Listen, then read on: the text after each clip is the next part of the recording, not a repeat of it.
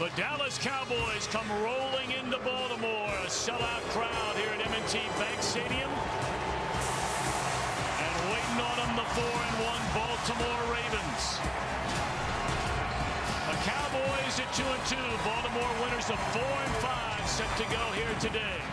And hi again, everybody, alongside the former Super Bowl winning head coach right here in Baltimore, Brian Billick. I'm Tom Brenneman. Welcome, as always, to the NFL on Fox.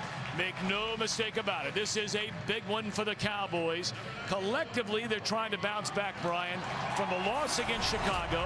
Individually, Tony Romo is trying to bounce back from throwing 5 interceptions in that loss. Well, it's going to come down to the play of Tony Romo, and it's a good news, bad news. Good news is this is a guy that threw for better than 4,000 yards and 31 touchdowns last year. The bad news, those 5 interceptions against Chicago. He needs some help from his receiving corps to stay away from that. Now, this is an improved group defensively. It begins with the edge rush of DeMarco Murray, and they get a big emotional lift today with the return of Jay Ratliff at defensive tackle. Well, they're trying to slow down this new-look, high-octane offense of the Baltimore Ravens. They've gone to the hurry-up mode, and outside of stubbing their toe a week ago in Kansas City, they are putting up numbers never seen in the history of this franchise. Well, it's something Ravens fans are having a tough time getting their hands around. That the strength of this team could very well be Joe Flacco and this skilled group of players. Now, let's get nuts, not get nuts here now. As long as you've got Ed Reed and Ray Lewis, you're pretty good defensively, as evidenced by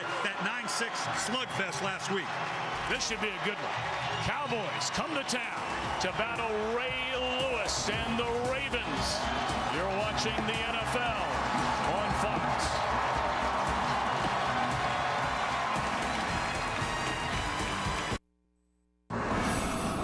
Now it's time for today's Windows Simplify the Game. And how about it, Coach? Well, for Dallas, they got to help their quarterback, Tony Romo, by being on the same page. And for Baltimore, Flacco needs to continue his big plays down the field.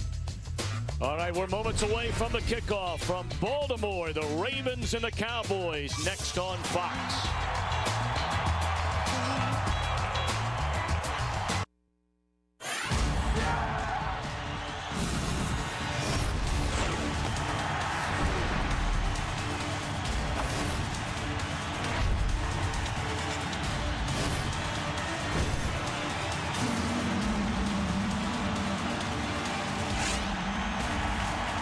Away from kickoff here in Baltimore. Tony Romo. Can he bounce back from throwing 5 interceptions in that loss against the Chicago Bears? For more on him, here's Laura Oakman. Tom, it seems everyone has dissected those 5 interceptions, but nobody more so than Tony Romo. Tony told me he studied all of them, trying to find out if there's something he needed to change fundamentally, but said the biggest thing he got out of it was the attention to detail, or the lack of it, by him and the entire offense, saying it's the things that should be second nature, the communication, the route running, the holding the ball a second too long, that we did not do. Jason Witten telling me we have a quarterback who is one of the best in the league when it comes to improvising, but we must keep it in the system. We must protect him today, and we have got to be where we're supposed to be, saying we go as he goes. Tom? Laura, thank you very much.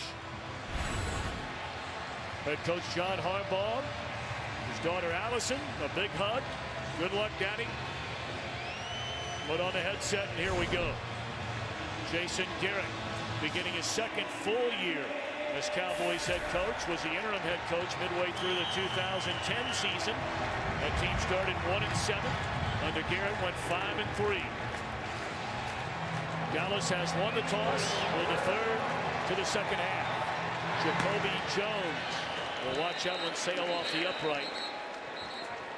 So we'll get a look right from the start at this new-look hurry-up Baltimore offense led by Joe Flacco, and plenty of weapons around it. And just the weapons you want. Torrey Smith goes vertical. Anquan Boldin, Dennis Pitta gobble up the intermediate area. And oh, by the way, if they're not open, I can drop the ball off or hand it off to Ray Rice. Flacco last year became the first quarterback in league history to not only lead his team to the playoffs in each of his first 4 years, but win a playoff game in each of those seasons. And they will hand it off to Ray Rice on first down. And he picks up maybe a yard. Cowboys defensively, you said it a moment ago, Brian, much better than the group that struggled last year. Well, as we mentioned, they get Jay Ratliff in the middle of that defense so big. Everybody talks about the play of Sean Lee, and the two biggest acquisitions in the offseason, Carr and Claiborne, made the difference between a sorry group last year and a group that is competitive and among the top in the league. Second down and 9. Quick kick goes to Torrey Smith. And a very short pickup, maybe 4 yards. It brings up the first third down. Neither one of these teams get off to especially fast starts offensively. Well, and that's so important on the case of the Baltimore Ravens because of this no huddle. The last thing you want to do is 3 and out, 3 and out. Joe Flacco told us it's all about completions, keeping the ball moving down the field. Ball just beyond the 25-yard line. We'll call it third down and a long 4. Flacco gets it away, and right where he needed to get it, that's Jacoby Jones, and that'll move the chains.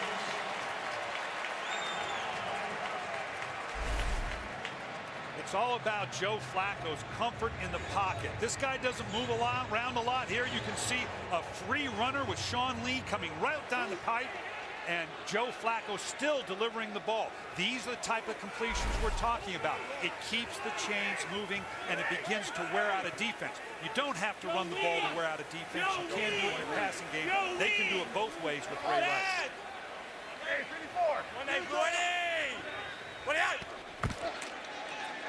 Rice's second carry, and a good one this time. That's a gain of 6 for Ray Rice.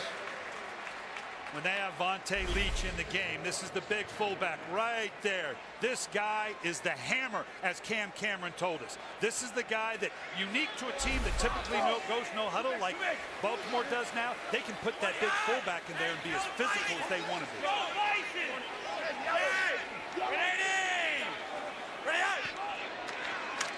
Handed off to Rice once more, and he appears to be about a yard and a half shy of the first down. This new look hurry-up offense debuted in grand fashion week 1 against a good Cincinnati team. 44 points against the Bengals. They were slowed down a bit against Philadelphia. But then New England and Cleveland under Cam Cameron, 941 yards of offense. That's the most in back-to-back games in franchise history. And Rice has a first down close to midfield. But then last week, what happened, Brian?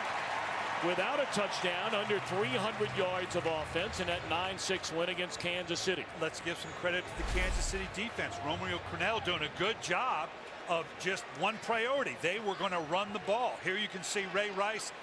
Some people are questioning, does this style of play diminish Ray Rice? It does not. He's still going to have better than 350 touches by the end of the year. Rice comes in. He saw a second only to Jamal Charles in total yards from scrimmage in the NFL after leading the league in that category a season ago. That'll be a gain of 3 on first down by Rice. 2nd and 7 on this opening possession of the afternoon. And talked about Jay Ratliff. 4 consecutive Pro Bowls for the Dallas nose tackle, playing in his first game of the season. But he's got an eye on his teammate Sean Lismore, who's shaken up. We're back in a moment. Today's game on Fox is sponsored by Southwest Airlines. Find our fares online only at southwest.com. 8th play coming up on this opening drive of the game as Sean Lismore is being attended to over on the Dallas sideline. He's gotten a lot of playing time with all the injuries they've had so far on defense this year. Threading the needle is Flacco. And that is a first down to the 40. And once more, it's Jacoby Jones, his 2nd catch of the afternoon. Flacco has come out of the gate 3 out of 3.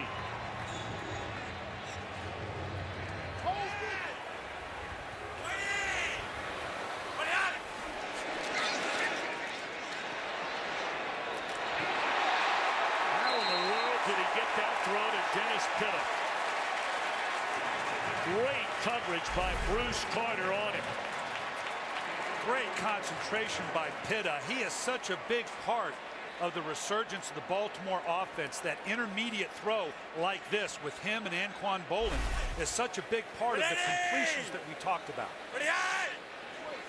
Gain of 8, 10th play of the drive, a second down and 2 at the Dallas 31-yard line. And back to the ground, and that's Ray Rice for another Ravens first down to the 27-yard line.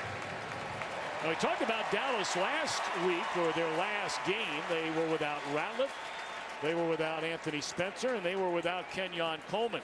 Coleman and Ratliff are back. Spencer is not, still out with an injured shoulder.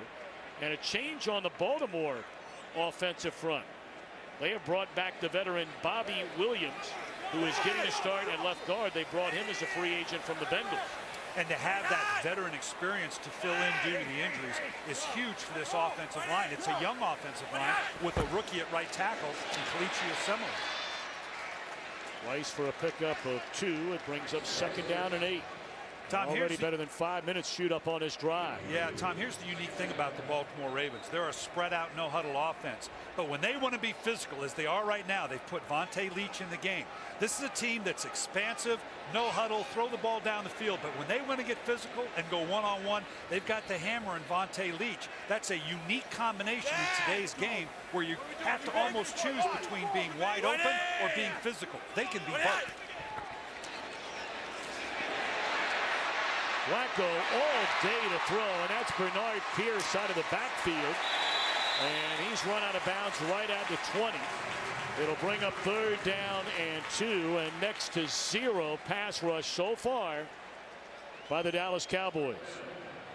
And this is where the Cowboys need to start thinking about bringing more than just their down 4. They've got these 2 good corners in Carr and Claiborne.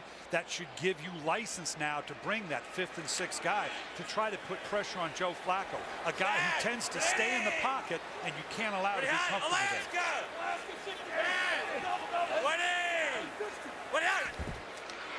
They're going to run it third down and short, and Pierce nowhere to go.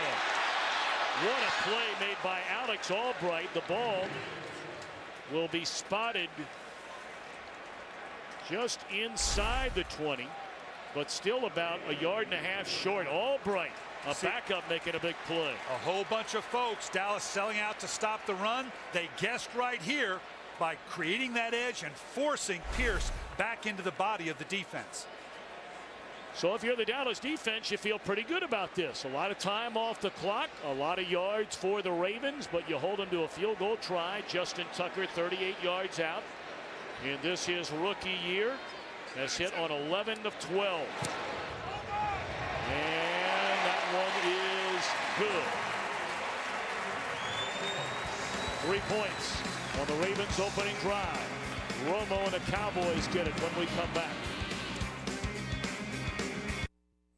Today's game on Fox is sponsored by Bud Light, the official beer of NFL fans. Here we go.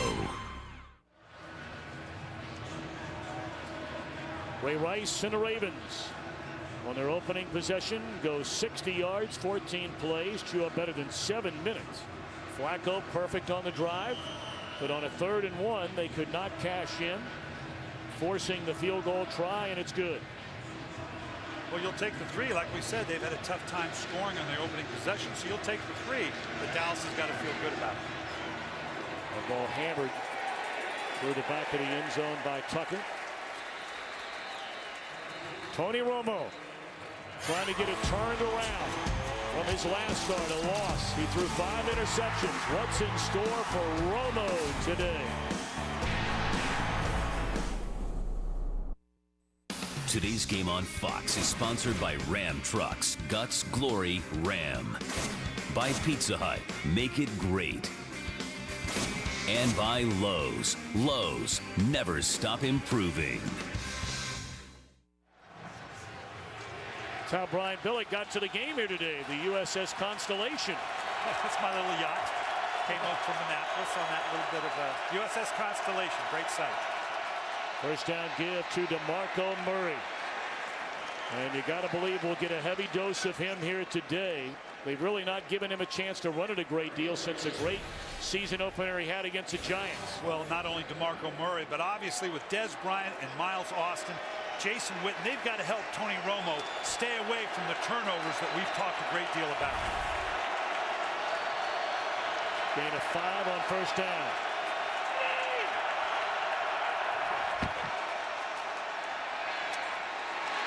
drop it off to Lawrence Vickers, their big, powerful fullback. And he picks up a first down as he's run out of bounds at the 36-yard line, a gain of 11. This Baltimore defense ranked 24th overall so far in the NFL, and the Cowboys showing some hurry up.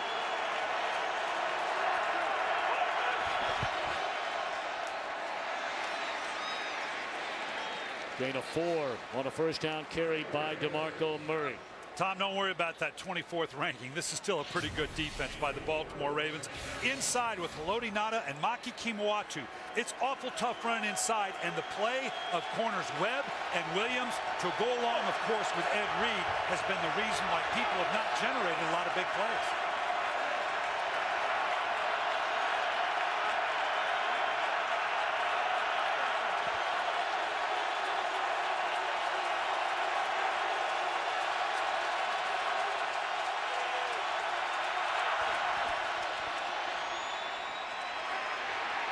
Murray cuts it back to the inside, able to pick up a couple of yards. It'll bring up third down and a long 4. Talked about the Ravens. That field goal they scored a moment ago. Only 6 points Baltimore has scored on its opening possession. The Cowboys are one of 3 teams who have failed to score on their opening possession this year.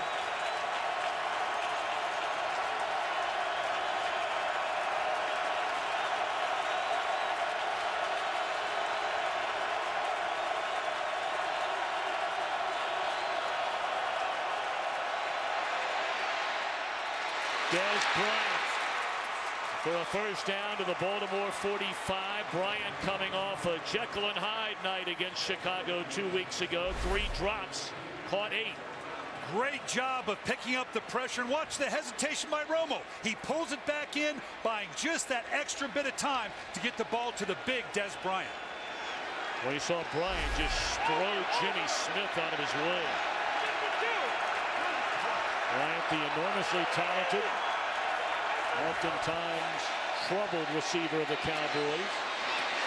Murray for a gain of close to 5. We mentioned that game against Chicago.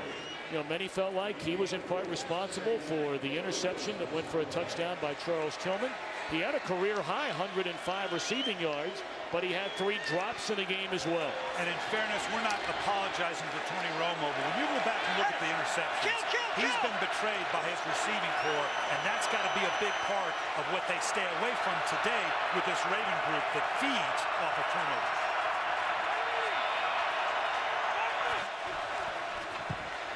Murray on a second down carry, and he breaks off the left side.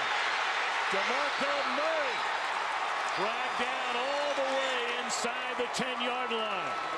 And for Cowboy fans, they're saying, why have we not stayed with this since the opening game of the season? You've got to give yourself a chance to stay with the run, and as we said to start the game, it's on the edges where the Baltimore Ravens are vulnerable, not in the inside. DeMarco Murray is an excellent edge runner with those stretch zones play. This bodes very well for the Cowboys early. Gain of 28. Murray to the sideline. Felix Jones checks in. And they'll give it to him. And he's tripped up, and a flag comes in late.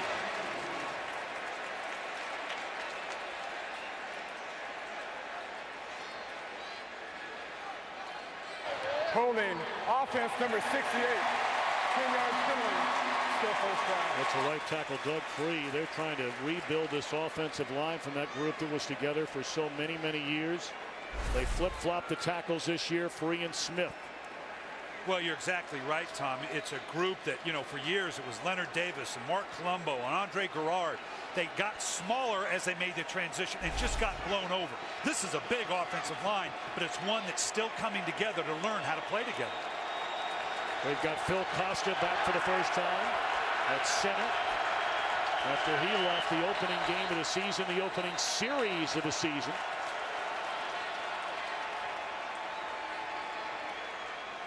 Officials gathering to make sure they have the spot of the football correct.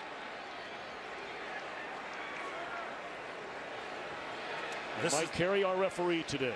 Yeah, the penalty down here is symbolic of a team that has struggled in an opening drive. There's a lot of ways not to be productive, not the least of which, of course, is turnovers, but penalties as you get down in the red zone. This can become lethal, and Dean Pease, obviously the defensive coordinator here, he puts a high premium on success in the red zone. He doesn't care what his overall ranking is, but he knows red zone success is a major determinant for success.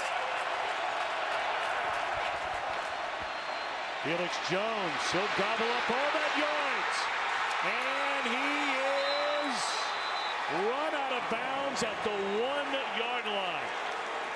And after watching Kansas City just run right down the collective throat of this defense, Dallas is doing the same on the ground today. I want you to watch this edge again. This is twice now they've gotten to that edge. Ray Lewis not being able to get off the block to close off a play that normally he would.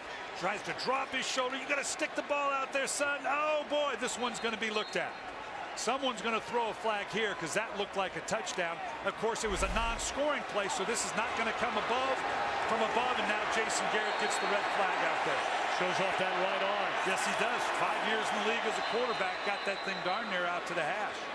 Garrett is the first former Cowboys player to become the team's head coach. This looks like a touchdown all the way.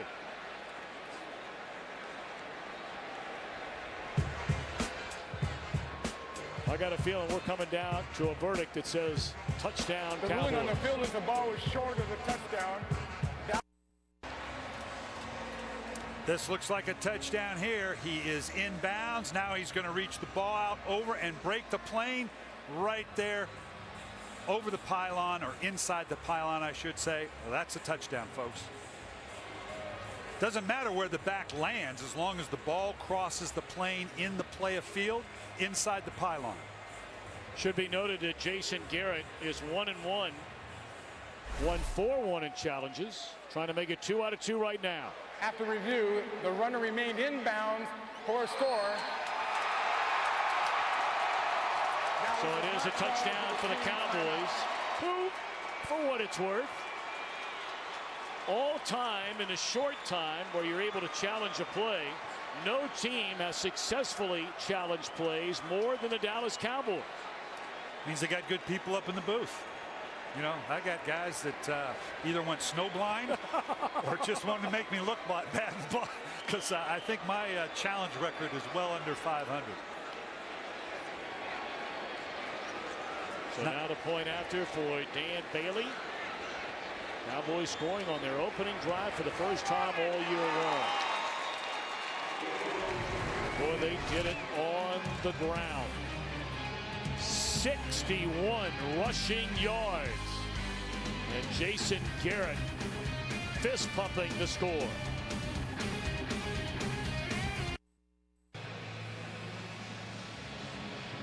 In Dallas, following the Cowboys, they dissect everything. Unbelievable coverage, naturally, for the Cowboys. And over the last number of years, Brian, it seems like a never-ending saga. Have they given up on the run game? 2 weeks ago against Chicago. You know, after an 11-yard carry, you didn't hear boo from DeMarco Murray. That one bouncing around in the end zone, and taking a knee is Jones. So in a 7-3 game, Baltimore gets the ball for the second time. We invite you to join the NFL and the American Cancer Society in the fight against breast cancer by supporting a crucial catch campaign. Visit NFL.com/auction to bid now on some of this authentic NFL pink gear worn by players and coaches, and we thank them for this lovely tie that I am donning here today. Yeah. Had the Baltimore Marathon yesterday. Great turnout. Great to be in the city with all the activity, all benefiting breast cancer. Well, Flacco right back at it, looking to set up the screen. And it's incomplete. Second down and 10. Let's check in down along the sideline with Laura. Tom, the Cowboys defense without defensive tackle Sean Lismore. X-ray showed a right ankle sprain. He is done for the day. Laura, thank you. That's already a thin group as far as defensive linemen are concerned for the Cowboys. We mentioned earlier they are without Marcus Spears today. And without linebacker Anthony Spencer. Catch made by Ed Dixon. First time we've called his name today. That duo of Dixon and Pitta combined for 94 receptions at the tight end position a year ago. And Dennis Pitta has been the primary tight end target for him, but the ability to have two tight ends in there, both run and pass, has been huge for this no-huddle offense of the Baltimore Ravens. So Anthony Spencer rooting on his teammates along the sideline, looking for a third down stop, and just thrown well beyond the intended receiver Pitta. And once again, it was Sean Lee putting the big hit on Flacco.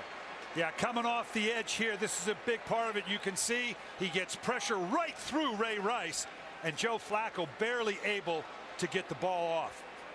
Ray Rice usually much better in pass protection than that, but Sean Lee is someone that he's a load. He comes in through there.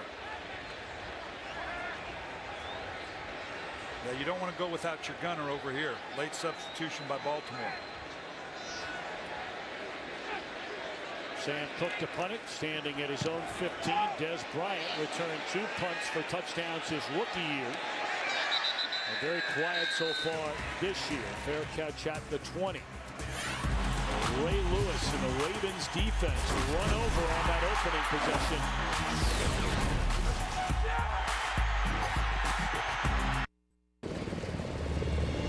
I'd like to welcome the men and women in uniform serving around the world, watching today's game in 175 countries and aboard ships at sea on AFM, the American Forces Network. God bless you all. Stay well, and we thank you for all you do, standing tall and proud for the greatest country in the world.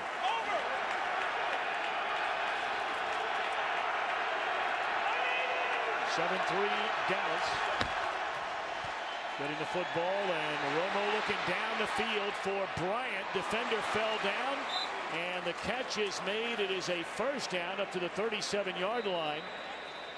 Talked about the defender falling down. Lardarius Webb, who led them in interceptions a season ago, has not gotten up. You're going to see here at the top one-on-one. Again, Dez Bryant, just a big physical receiver. He's going to run this comeback route and just kind of buckled up there. It looks like they may have collided knees. You hope that that's all it is, maybe a bruise.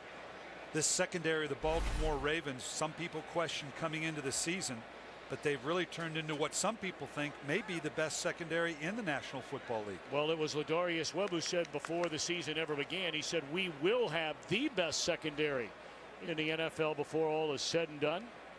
Well, when you start with Ed Reed, that's a good start. But at the corner position, where they've been kind of building slowly with Webb, they got Kerry Williams, and young Jimmy Smith, who they got in the draft late, has really begun to come on. You know you have to have 3 starting corners, and that's huge. You hope all that is just a bruised knee. Of course, that's easy to say. It's not my knee, but much rather have that than the other alternatives.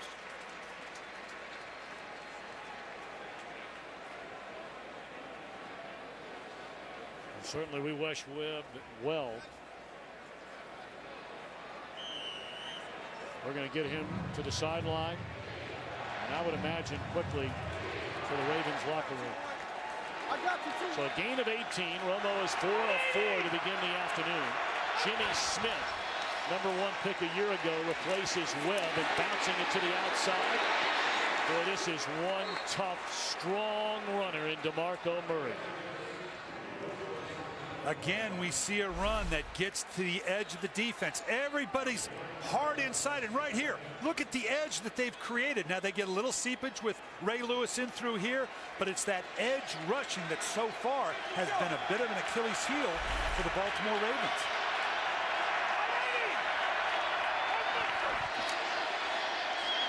Sixth carry of the game for Murray, and it's another big one. Crosses midfield and down to the Ravens' 44-yard line. We mentioned last week Kansas City running for 200 yards against the Ravens. Jamal Charles was over 120 by halftime. And they just got gashed in the first half. Now they did make some adjustments in the second half with regards to shades, but this is not for lack of people. Like last week against Kansas City, they've got DBs down in the box almost every snap. This is not a loose defense. They have the right number count, but it's not helping right now. Right, 642 press.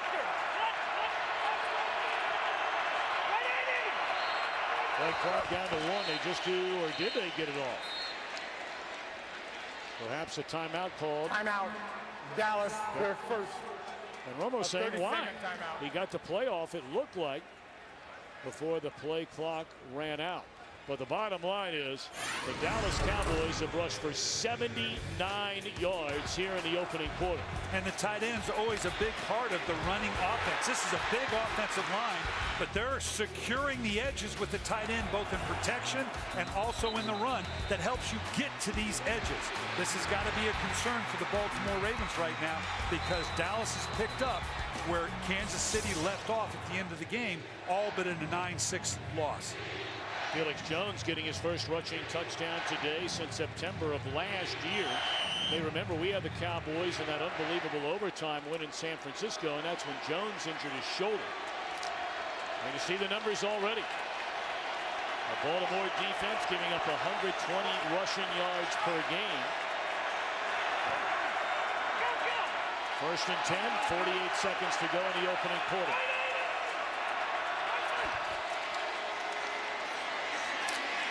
Murray just right up the gut. And that'll be a gain of almost 8 on first down. Let's check in once more with Laura Oakman. We saw Ladarius Webb being carried off of the Ravens field into the locker room. It is a sprained right knee. His return is questionable. Laura, thank you very much. Well, they spotted at the 38-yard line, so that'll be a gain of 6. Second and 4.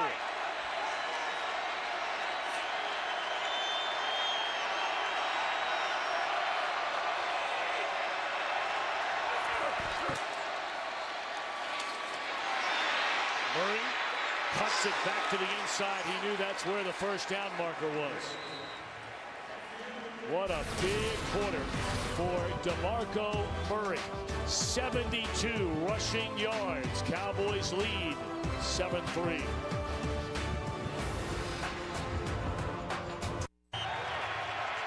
Well, you wonder when the last time numbers like that, rushing yards, were put up against this Ravens defense over 5 quarters. I mean, bear in mind now, man, to put this into perspective, we'll come back to that in a moment. Yeah, we got to go back to that last play, Tom. You can see here the 2 tight end offense we talked about. Now watch this. They've been gashed on the edge all day. Nice job collapsing it down here. And then Bernard Pollard, he has got to get into the mix here. They're bringing enough people down to stop the run. They're just not making the plays right now.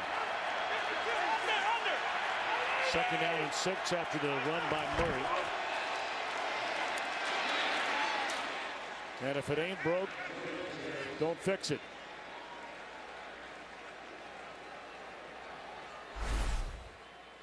Okay. First quarter is everything, man. When the whistle blows, somebody should be getting knocked out. Let's show them what it feels like to play our type of football for 4 quarters. Don't wait till the second half. Let's do what we do in the first quarter, man. They can't even wait till the second quarter right now. They got to get it done right now, because right now the Dallas Cowboys are shoving it down the throat of the Baltimore Ravens. 3rd down and 1. And that's a first down, plunged by Murray. Let's check in Los Angeles with Kurt Menefee. Well, the Falcons met Ryan through a couple of first quarter interceptions, but he's bounced back with a touchdown in the second. This is to Roddy White, 4 yards on the score, and the Falcons have the lead over the Raiders, 7-3 in the second quarter. Tom Bryant. All right, Kurt, thank you very much. You know, we're starting to talk about the decade of dominance, this Baltimore defense. I mean, of all the numbers you think about, 16 years in a row, they have held opponents to less than 4 yards rushing per carry on the year. 16 years in a row. It got to the point where teams didn't even try to run anymore because of those numbers. And they are just getting manhandled up front right now by Dallas. I can't overstate the importance of this start of the Dallas Cowboys, Tom. You got to keep in mind how they started against Seattle. You're talking about a fumbled kickoff, a block punt, an interception. Tampa Bay, they threw an interception in the opening series. We've already talked about the 5 interceptions against Chicago. Just to have the precision that they have right now to start a game has to give them huge confidence. 10 carries, 81 rushing yards for DeMarco Murray. And they play fake it. And nearly taken down was Romo. Heavy pressure off the edge by Albert McClellan.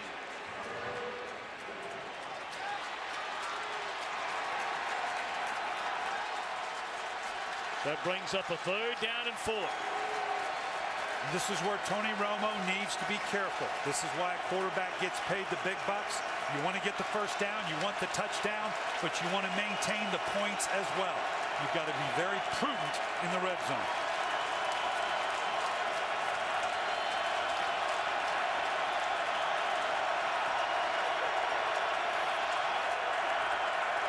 Jason Witten is someone you want to keep an eye on. I don't think they got it off before the play clock. Are they saying timeout Baltimore or? Timeout Baltimore there first. May have given Dallas a break right there.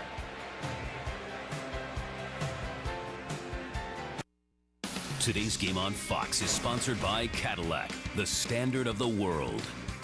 By Frostbrewed Coors Light, the world's most refreshing beer. And by Bank of America. Cowboys in front, 7-3, knocking on the door. With the football at the 12 of the Ravens. 3rd down and 4. I'll say it again. Jason Witten is the guy you want to keep an eye on in this situation in the red zone.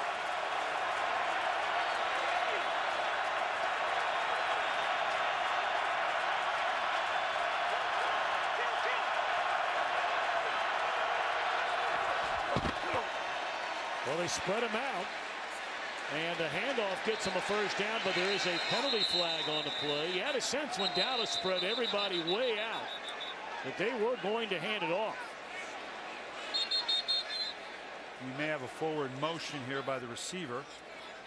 Illegal shift on the offense. Both wide receivers were moving and did not get set before the snap. 5-yard penalty is still 3rd.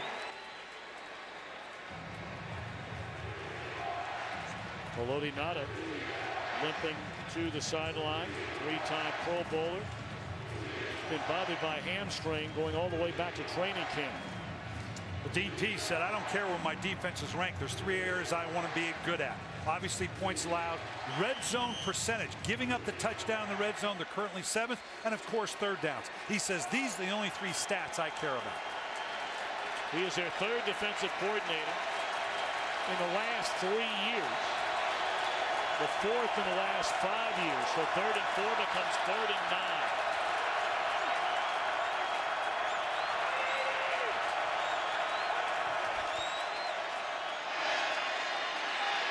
Into the hands of Dez Bryant, and you can't do it any better than Jimmy Smith. There's another penalty flag down.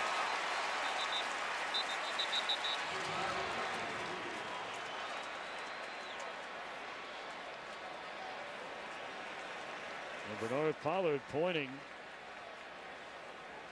to the Cowboys sideline. This is one you likely turn down because you don't want to give them another shot. You haven't moved them out of field goal position yet, so an additional yardage here I don't think makes that much of a difference for the Ravens. Illegal shift, offense, alignment and back were moving at the same time and did not get set for a second. That penalty is declined. Brings up 4th down. Brian, how does that happen? Well, I tell you what, I see it time and time again. People come in, and because of the complexity of the Ravens defense, you try to check too much. You try to be too precise. And with Tony Romo checking from one play to another, or maybe going up to the line, not everybody quite on the same page. Not excusable, but that's the reason you see it. 42-yard field goal try. Good snap, good hold, perfect kick by Dan Bailey. And a real good start for Romo and the Cowboys.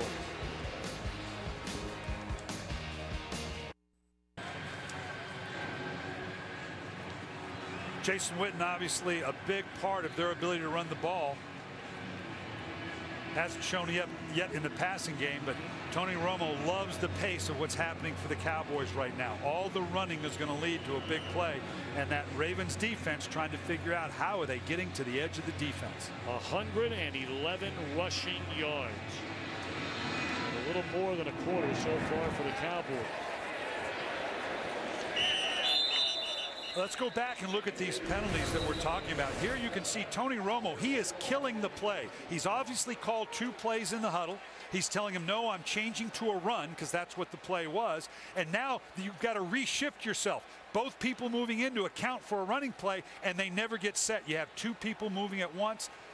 Yes, that's been very productive for them. They said they wanted to simplify coming in. It can be a good plan, but it does take a lot to orchestrate in a very loud stadium.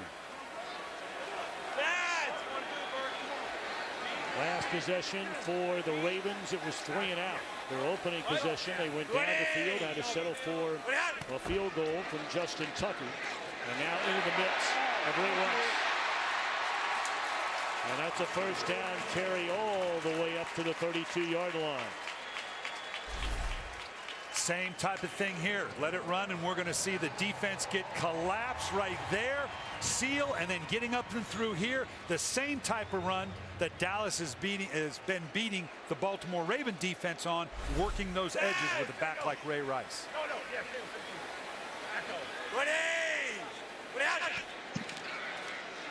Rice once more. That'll be a gain of 2, tripped up by Kenyon Coleman. And let's check in once more with Laura Oakman. Quick update, Tom, and Haloti Ngata. He is in the Ravens locker room. It is a right knee sprain. They are trying to tape him up, and he is going to attempt to come back out later in the game. Laura, thank you. Ngata, perhaps the most athletic defensive tackle in the league, stops a run. And there's 20 sacks. Heck, he has 3 interceptions in his career. Pretty good for a big man. Not bad. Never gets outside the tackles.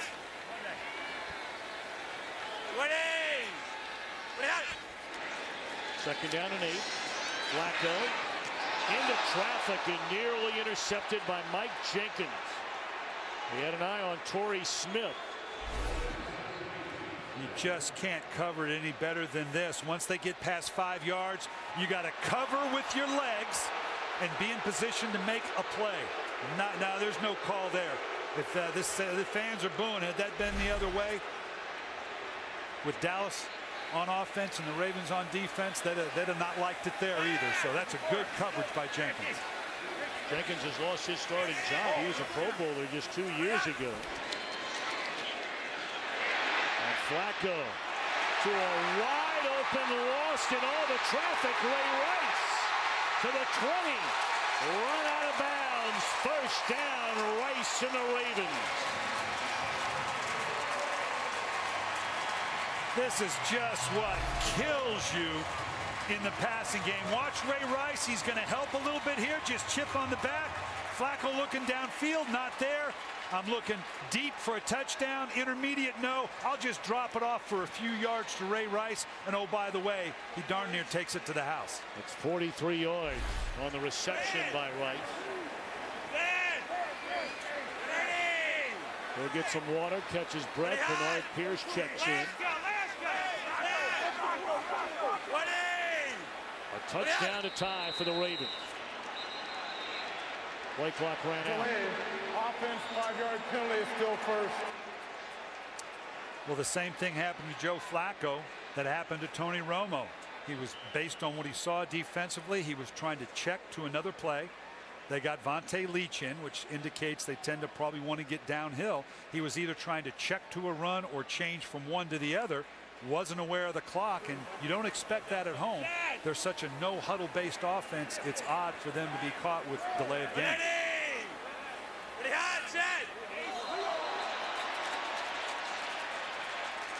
Each side pointing at the other.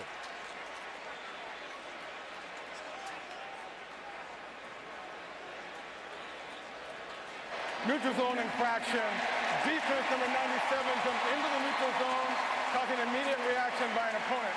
5-yard penalty is still first. That's Jason Hatcher.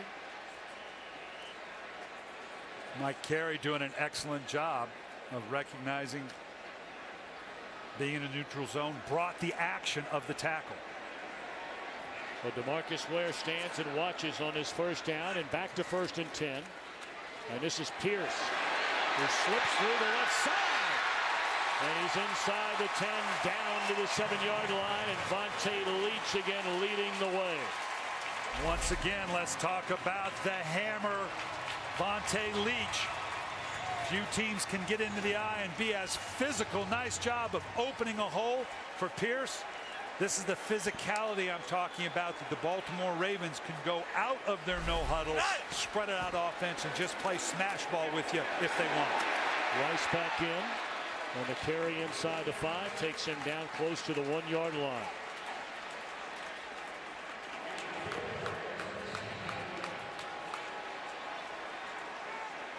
Well, they're saying I have the football, that it came loose. The officials aren't buying it. They're actually going to spot it at the 2. Well, the knee was down. Then the ball looked to come out. Rayliff just got, oh, I got the ball here. That would have been a tough one to challenge. Play fake one way. And Flacco gets it away, and then it was dropped by Dixon, maybe tipped before it got to him. Incredible athletic play by Joe Flacco. Quarterback hates this. Yeah, I like the play fake, but you're turning your back to the defense. Now you're going to take a peek, and all of a sudden this guy's in your face. You buy just a little bit of time. Flacco, a big man. That's a very accurate throw under duress by Joe Flacco. Obviously should have been caught by Dixon. Yeah, it wasn't tipped. That's just a drop. Rice, incomplete. He was wide open, and Flacco, rather than throwing it to the outside, threw it to the inside. There is a penalty marker down.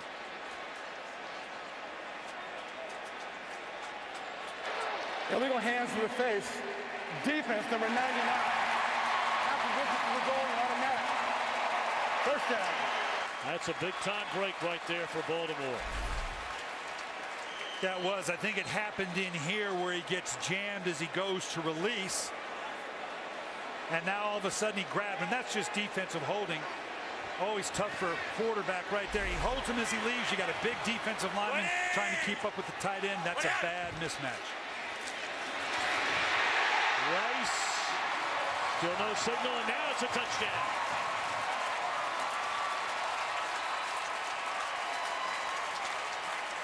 Well, you put it in the hands of Ray Rice, and good things more times than not are going to happen, and he was a huge part yet again of that touchdown scoring drive. The biggest play, of course, coming on just that little check play. This is the downhill physicality we're talking about.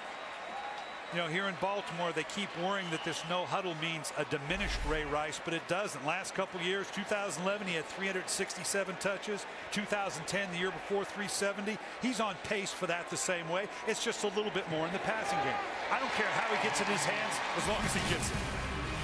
And on full display on this drive, the 43-yard reception capped off by the touchdown, and we're tied at 10.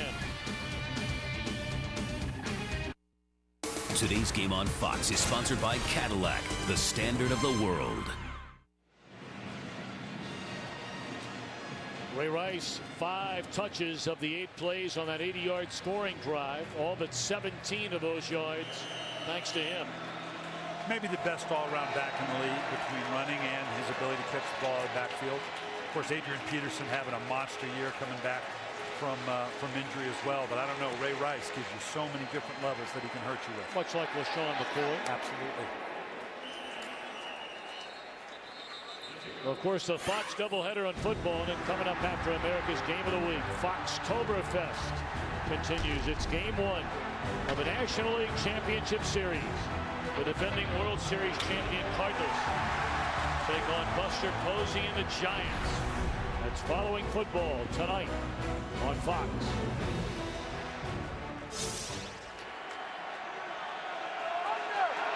$7:29 to play until halftime. 10-10 game. And the Cowboys stay on the ground. They will on first down. Kyle moves forward for a gain of 2, maybe 3. Let's take a game break and check in with Kurt Menefee.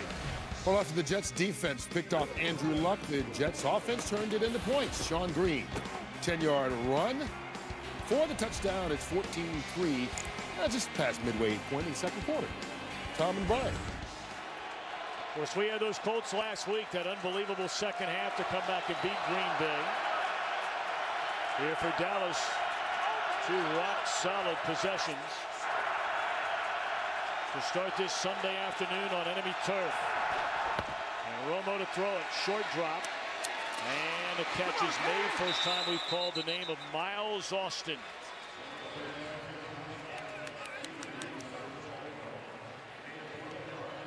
This is an excellent outside throw by Tony Romo. He's going to have opportunities here. You've got to know the Baltimore Ravens aren't going to let them run down the field, or try not to let them pound the ball away. They're going to give them opportunities because they're going to pack that box. They're going to get one-on-one coverage on the outside that Tony Romo is going to need to take care of. You can see right here, they keep packing the box. Tony Romo's either got to go away from this pressure or throw it. Well, they pick it up, and he's going to throw it. And he's looking across the middle, and it's caught. A sliding catch. Once more, it is Miles Austin. You may remember it was 3 years ago this week when he had his first start, 250 receiving yards in Kansas City. 2 Pro Bowls, but the last 2 years been nicked up with injuries. You can see him right here. He sees the guy down in the box. He's going to give the play action fake. That leaves nothing underneath. They come zooming inside to affect the run, opening the hole for Miles Austin in behind him.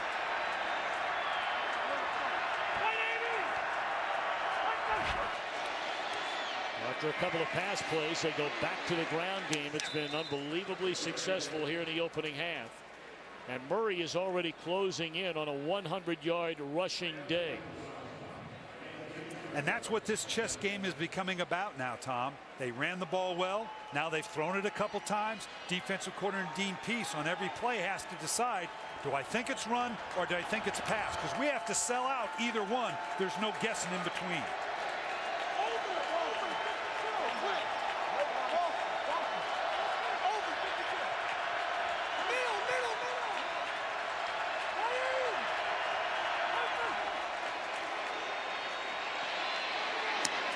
Bryant trying to get to the first down marker. He looks to be about a yard short, maybe a little less than that.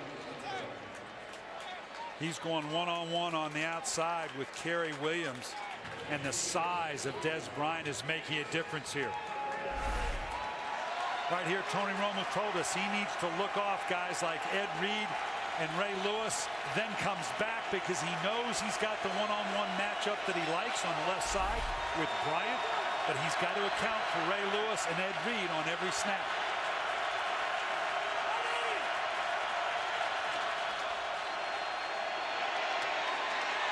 And again, it's Dez Bryant.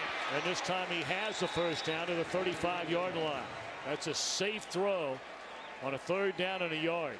And that's 3 times we've come underneath, Tom. We are going to see a double move by Dez Bryant here pretty soon, where he starts with that little stutter and go. That's what got them the interception against Chicago. Dez Bryant thought he needed to go vertical. Tony Romo was throwing underneath just like he is right now. My guess is they got that sorted out.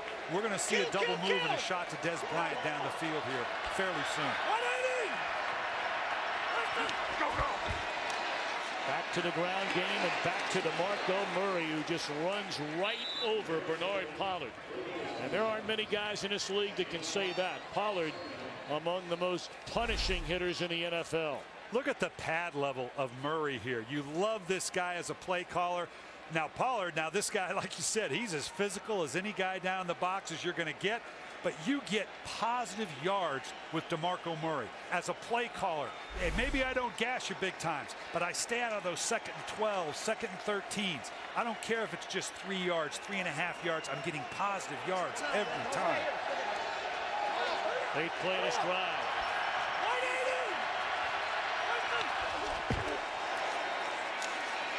Look at the patience by Murray. Just waiting for the blocking in front of him. There is a penalty flag down.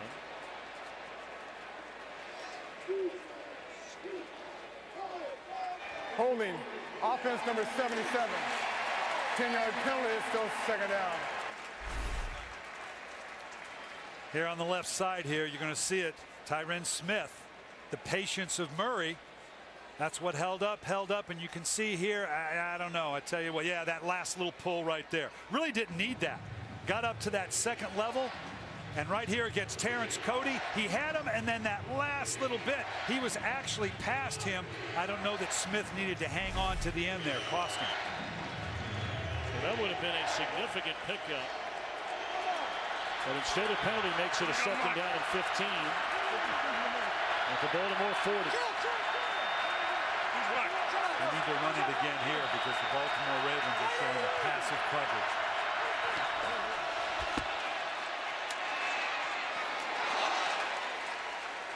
Romo looking for a penalty flag. Maybe somebody holding Kevin Ogletree. So a 3rd down upcoming.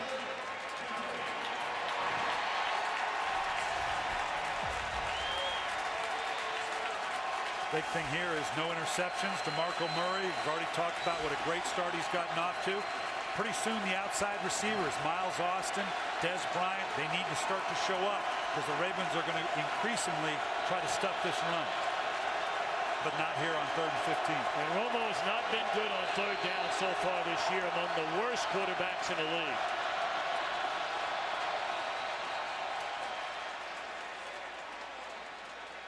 Well, they might get some yardage up without snapping the ball. Neutral zone infraction. Defense number 83. 5-yard penalty is still 3rd. That may seem a little penalty, but this takes us from out of field goal position to now on the edge of it. This changes the play calling. Obviously, you want the 1st down, keep the drive alive. You don't need much to get into field goal position for the Dallas Cowboys.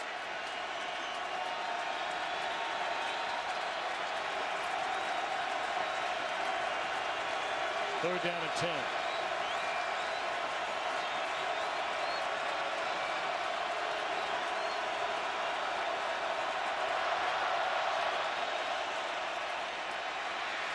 Romo rolling, looking down the field, and he throws the interception. We just got finished saying it. Romo this year, his 4th interception on a 3rd down play, most in the league.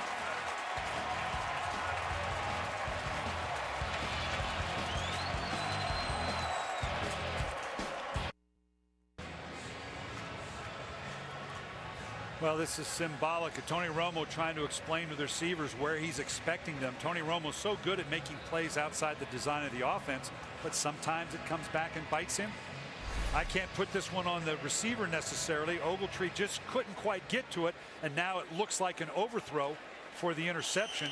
Hard to put that one on the receiver, but again, Tony Romo expecting the receiver to run through the catch and not end up with an interception. 2:15 to go until halftime. Flacco and the Ravens from their own 20. 2 timeouts left plus a 2-minute warning. He just throws it away.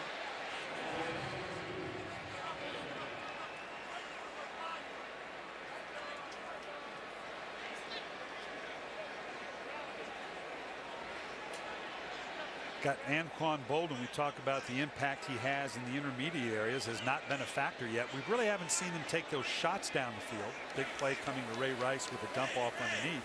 Of course, at this point in the game, don't know that we'll see a lot of verticals, but that's typically when Boldin shows up. A lot of verticals down the field, then come off the Boldin and the tight ends. Rice for a yard. This will take us to the 2-minute warning. So a 3rd and 9 coming up. We're in a 10-10 game in Baltimore.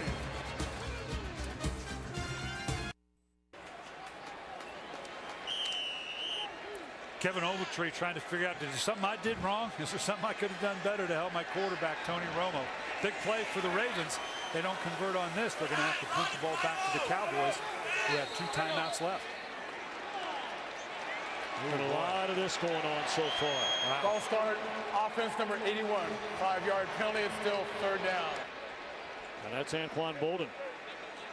So 3rd and 9 just became 3rd and 14. 3rd and 9 you convert at best about 25% of the time. 3rd and 13, whew, that cuts that percentage less than half.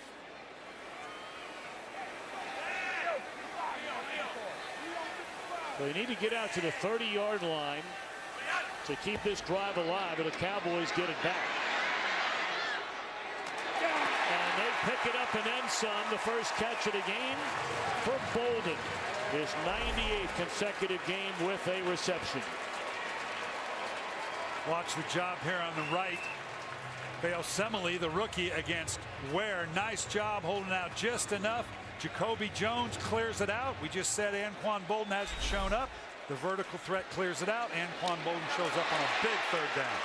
And then Boldin once more making it back-to-back catches up close to midfield. Clock running. Ravens with 2 timeouts left. Brian, I want to go back very quickly to the 3rd down and 14. You saw a linebacker in coverage with Anquan Boldin. If you're a Cowboy fan, you're saying to yourself, how in the world does that happen? 3rd down and 14. Well, in a 3rd and long, you're going to be very passive to make sure we don't get the big play down the field. And you're betting that the catch and run won't be enough to get the 1st down. Probably needed to drop underneath that. You're right. That's not the matchup that you want. But it's a lot of change-up zone coverages. Don't give up the big play. Let them throw underneath, and we'll stop them for the 1st down. Didn't work the way it was drawn up on that play. So the Ravens now with 1 timeout left. 1:48 to play until halftime.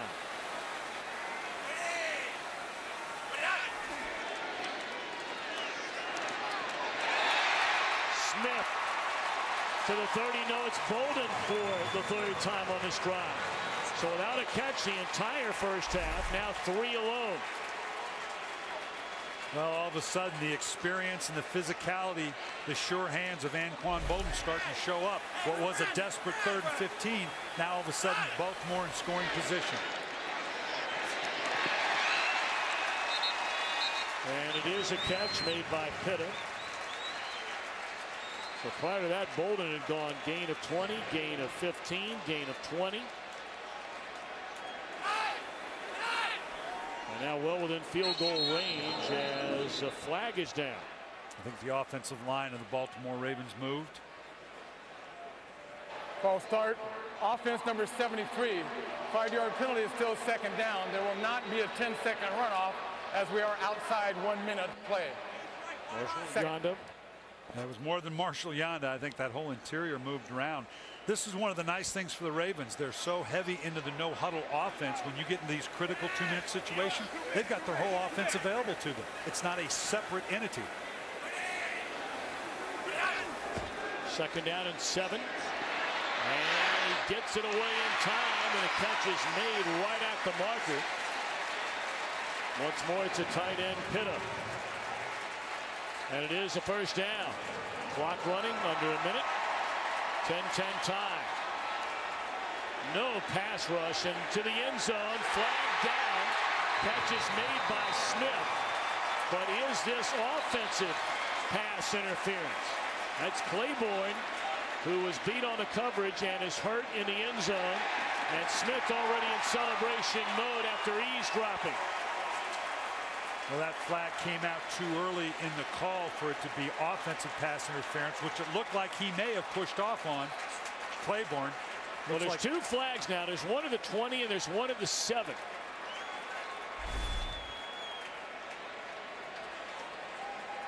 That little push there is what you and I saw, Tom. There are 2 fouls, both on the defense.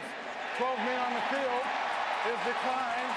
Pass interference, defense number 24. It is also declined. Score is good. And the most important news of all this is the fact that Claiborne, the first defensive player taken in last year's draft, has still not gotten up.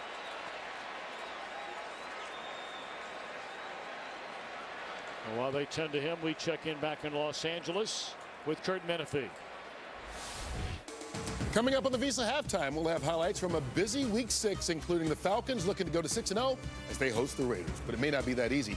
Matt Ryan picked off twice in the 1st quarter. Plus, Andrew Luck takes his first trip to New York to take on the Jets. It's all coming up on the Visa Halftime. See you then.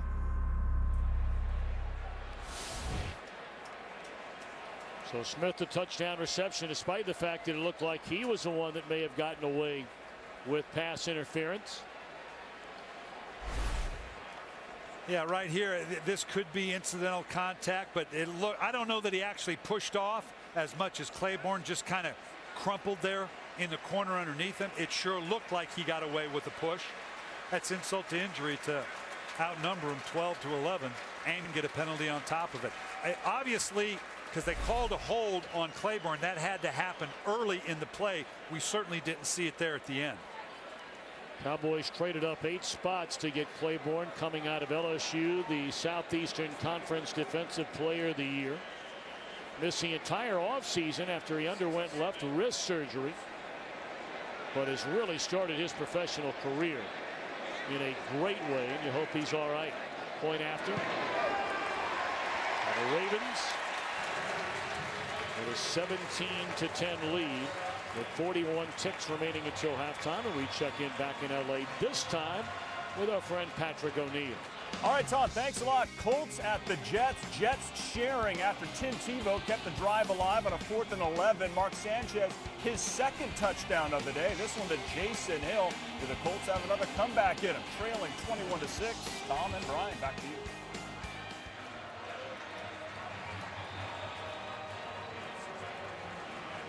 Now, Rob Ryan's trying to figure out, after playing really a very good quarter and a half, how the Baltimore Ravens were able to go the length of the field. In typical Raven fashion now, Joe Flacco airing it out. They're looking at that right knee.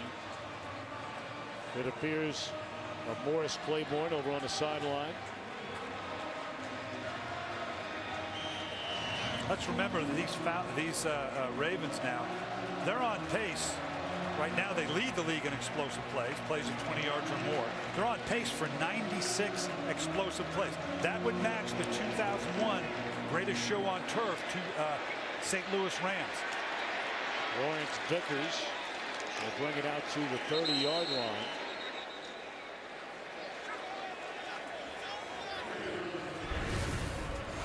Now we're going to go back. We thought maybe Torrey Smith had pushed off, but now this is like a 3-legged sack race here. You just kind of get wound up. Incidental contact going down. That's probably a good no call. Claiborne limping around. That's the number you were talking about, including the game here today. 33 plays of 20 or more yards. All 3 came on that last drive. Yeah, and keep in mind that the Ravens have come so far in that category. They were 22nd and 29th in the league, respectively, the last 2 years, to now lead the league in explosive plays. The Cowboys have 1 timeout left. They're just going to hand it off and take, it appears, this 7-point deficit into the locker room. And, Brian, with all the talk about Tony Romo, who is undeniably the most polarizing figure of any quarterback in the NFL. His highs, his lows, Visa halftime coming up in a minute. But again, you go back down to the drive down here. They are in field goal range. He has a chance to put his team in front. He throws another critical interception, giving Flacco and the Ravens a chance to take the lead, which they do into the half. And on the road, you can't make those kind of mistakes. They will come back and bite you, as they did. Fox NFL Sunday continues. The Visa halftime report. 17-10 Baltimore.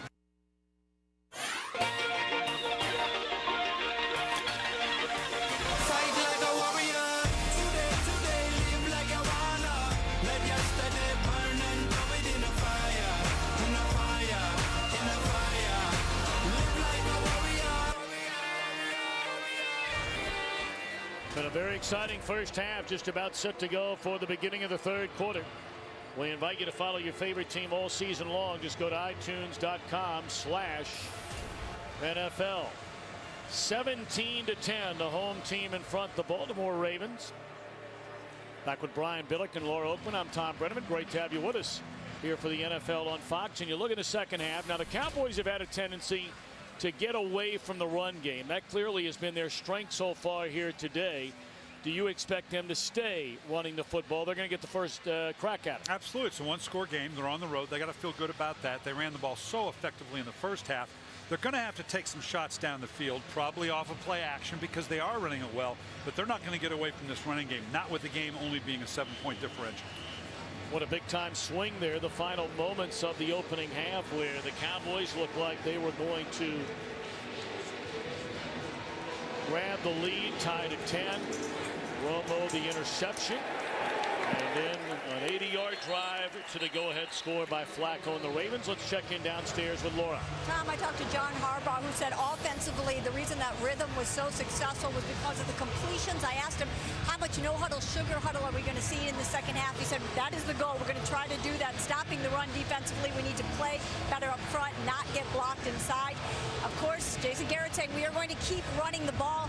DeMarco Murray had his foot taped up at halftime. He's going to try to go. Morris Claiborne right now getting x-rays on his knee. So it's Felix Jones in the backfield, and a big gainer on first down for Jones, who had his first rushing touchdown since September of last year, but came in the opening quarter here today. Well, this is what is surprising. Right here in the heart of the defense, we've talked about Haloti Ngata, Maki Kimuatu, Ray Lewis. Conceivably, you can't get down the middle of the Ravens defense, but on the very first play, that's exactly what the Cowboys did. Right back to the ground once more, and trying to slip right up the gut is Jones. That could be a huge story in this game if DeMarco Murray is unable to be back at 100% after rushing for 90 yards in the opening half. Well, in the 1-2 punch of Murray and Felix Jones, like most teams, everybody likes to have the two-headed backs now that they can throw at you. This may fall on the shoulders of Jones if they can continue to try to maintain the run.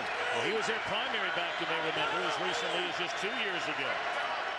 In fact, was their main guy even early last year before injuring that shoulder in September, and was never right again. Romo down the middle. First time it's Jason Witten. And the future Hall of Famer has run out of bounds all the way down to the 33-yard line. Witten, a 7-time Pro Bowler, on pace to break Michael Irvin's franchise record for all-time receptions sometime this November. And I want you to watch out here. Ed Reed trying to anticipate underneath. Tony Romo holding off Ed Reed. Now he sees across the field with nothing underneath him. Ed Reed trying to see if he can undercut a ball underneath Jason Witten early. That allowed Witten to get over the top and down the field. Well, it looked like a shot down below the knees of Romo as he turned that ball loose. And a penalty flag blows this one dead before it ever starts. Ball start, 68 offense, 5-yard penalty, and still first. That has been a huge, huge problem for both of these Dallas tackles. Doug Free on the right side, Tyron Smith on the left side. And we talked about Witten, 31 years old, a native of Elizabethton, Tennessee, one of the most prolific tight ends in NFL history, and soon will rewrite the Cowboy record books for all-time reception. What a player. What a player.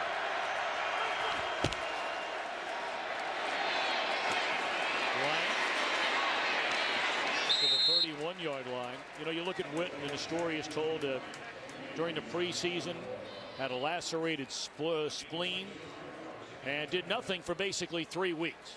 And he said 3 days before the season opener against the New York Giants, he said, I'm playing.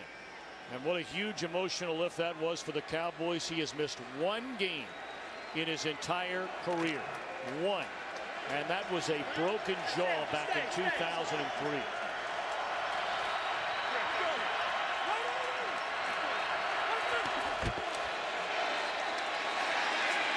Leaping over the pile is Jones once more, and he's to the 25.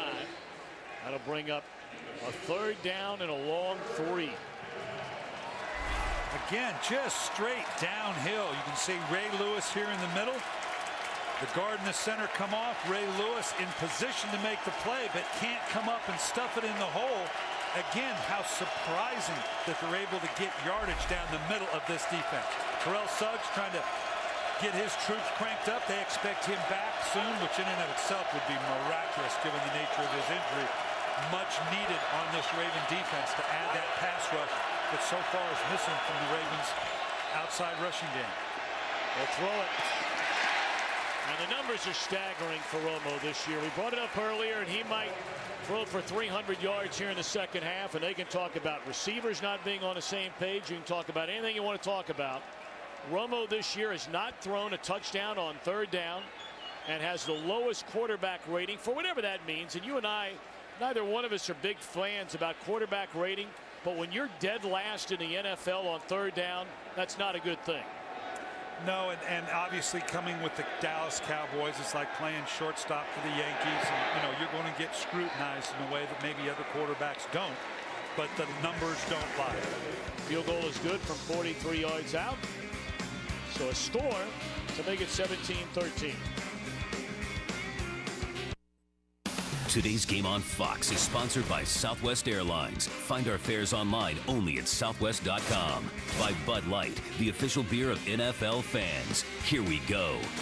By DirecTV. Don't just watch TV, direct TV. And by Taco Bell. Sometimes you gotta live Moss. Welcome back to Baltimore. And a good one. Just 4 minutes into this third quarter. Ravens 17, the visiting Cowboys 13.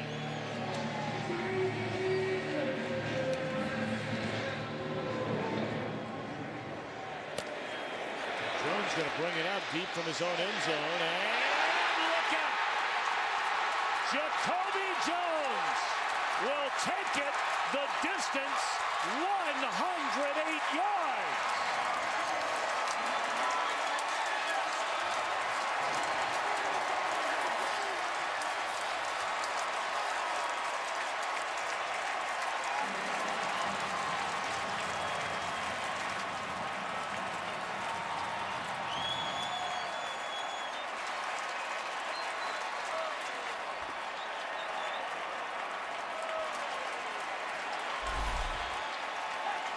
You talk about staying in your lane. It looks like they've got good coverage, but all of a sudden now they've got a hat on a hat, and all it takes is a subtle crease. You've got to stay in your lane, work with the guy next to you. Obviously didn't happen for the Cowboys there. Second career kickoff return for a touchdown for Jones, who's also run back 3 punts for touchdown. 108 yards ties an NFL. Remember, Jacoby Jones returning kicks today only because they made Deontay Thompson inactive. So Jones ties that NFL record with a 108-yard kickoff return for a touchdown, tying Randall Cobb, who did it his first game in the NFL with Green Bay a year ago, and Ellis Hobbs of New England back in 2007.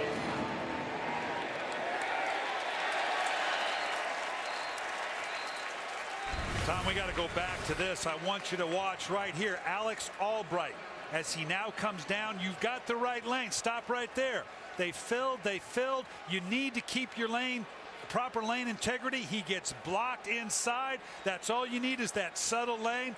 He's got pushed all the way back into here. Doesn't seem like much, but with the speed of Jacoby Jones, you don't need much. So the largest lead for either team today. 23-13. DeMarco Murray is back in the game for Dallas.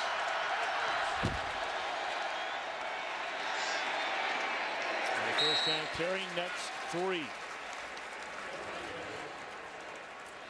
And this is where you've got to fight that sense of panic as a play caller for Jason Garrett that it besets everybody at this point, where all of a sudden now you're doing okay, you get 3, they return the touchdown, you're down by 11, you've run the ball well, even though it's a 2-score separation, you got to stay with it. Well, just now under 11 minutes to go, we're in the third quarter. Murray out, Felix Jones back in.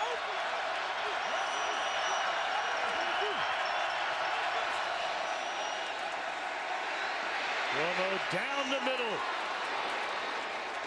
And a catch is made by the backup tight end, John Phillips, the first down up to the 42-yard line.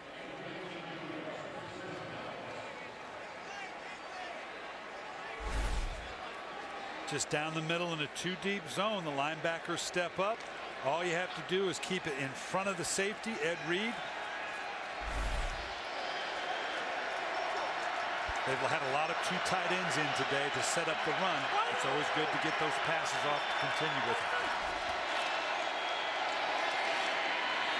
Jones up to the 49-yard line. Great dancing by Jones. 2 different backs in Jones and Murray. Murray just kind of tippy-toes his way through it. Got great explosion, jump cuts there, keep the feet working, compared to the sheer power of DeMarco Murray. Felix Jones has the burst. He's the big play guy.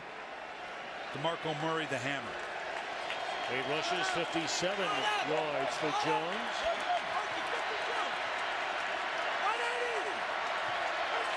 A 2nd and 4, and right back in his hands. And he has enough for a first down. Well, Jones' rookie year, #1 pick out of Arkansas, the first rookie in Cowboy history to score a touchdown in each of his first 3 games. In 2009, had a strong second half. In 2010, for the first time, played in every game. Rushed for 800 yards and had almost 50 receptions. And he was their main guy going into last year before he injured the shoulder in San Francisco in September. Well, it was the 22nd pick of the draft back in 2008. You take it back in the first round, you expect a certain level of productivity. Jones once more lost his footing as he tried to cut it back to the inside. And that's what I'm talking about when I mentioned earlier your love about DeMarco Murray. You constantly get positive yards. With Felix Jones, it's a little bit of this. Yeah, he can do the jump cuts. Kruger out here on the edge sets it right there. He tries to jump outside, no place to go.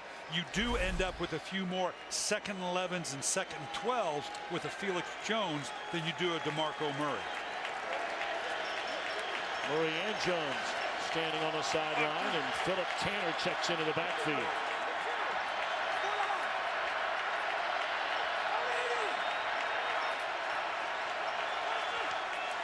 Blitz coming, and Romo just throws it up and throws it away.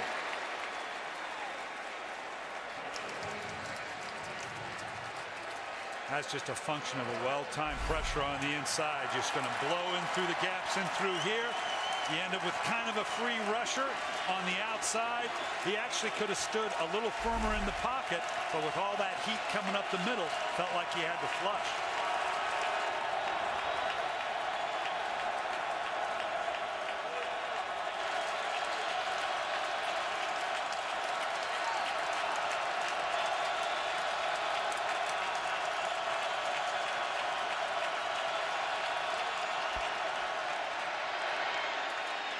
Bryant carries a defender on his back for a first down to the 35-yard line. Strength, size of Bryant with Williams hanging on to him. Right here, this is what you expected. You talk about taking a guy high in the draft, the 24th overall pick in 2010. It is that size and speed combination that you expect to see in critical situations. Certainly that was a critical down for the Cowboys.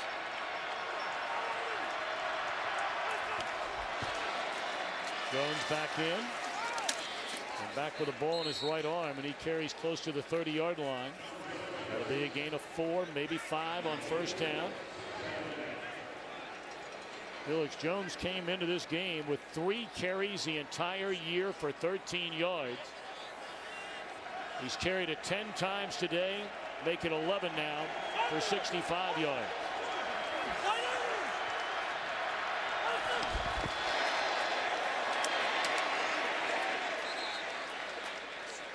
Well, for more on DeMarco Murray, here's Laura. I just want to clarify a little about what he's going through. He did sprain his foot during the game. He came out there, tested it, came back. I don't want to say they taped up the foot because I'm not doing it justice. They mummified the foot with tape.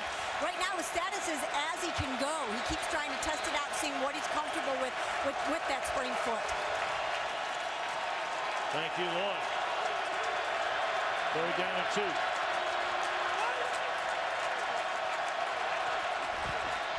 Jones will get the first down, and inside the 20, shoved out of bounds at the 19-yard line. Outstanding play call by Jason Garrett. What have we seen all day? Pound away inside, put it at the edges inside the defensive ends, and now I'm just going to get in a situation here where I pitch it to the outside. You can see the tight end blocking down. Tyron Smith creating the edge and getting it outside on a key 3rd down. Great play call by Jason Garrett. First down inside the 19, and back to the ground is Philip Tanner, and another good pickup. That's a gain of 4, almost 5 on a first down carry by Tanner, who had not carried the ball the entire season before this drive. Well, what they're telling Jones and Tanner, like Murray, there's money to be made staying downhill with the blocks. Don't dance around too much. Just hit the hole and go. 12th play of the drive. 5:10 to go in the third quarter. They'll run it once more, and this time bottled up. Courtney Upshaw, they are very high on this rookie out of Alabama. Had a bad shoulder injury in training camp and missed almost 3 weeks. But as he's gotten healthier and healthier, they have him more excited here in Baltimore. Well, he came in, it was tough. They wanted a compliment to Terrell Suggs. Then Terrell Suggs gets hurt. So now you got to beat Terrell Suggs, and we'll let Kruger on the other side play the role that we had in mind for you. Another third down. 2 of 2 on third downs this drive.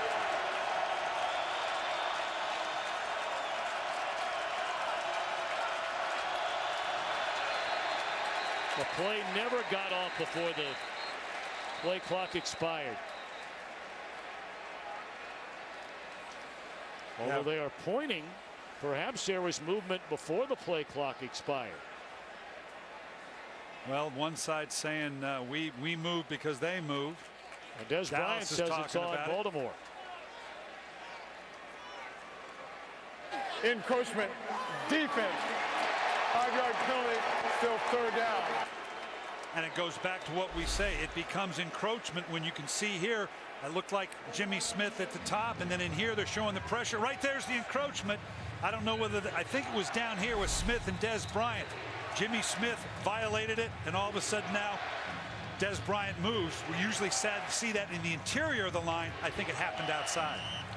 So that's going to go from a 3rd down and 7 now to 3rd down and a short 2. All right, play caller. Brian, you running? You've run it well all day long. 3rd and 2, or you throwing it? They've hit it inside. They've pitched to the outside. I think the Baltimore Ravens sell out to stop the run. Be a great place for a quick play action fake. Witten's on the edge here. And the Cowboys spend the timeout Dallas, for this very important 3rd down.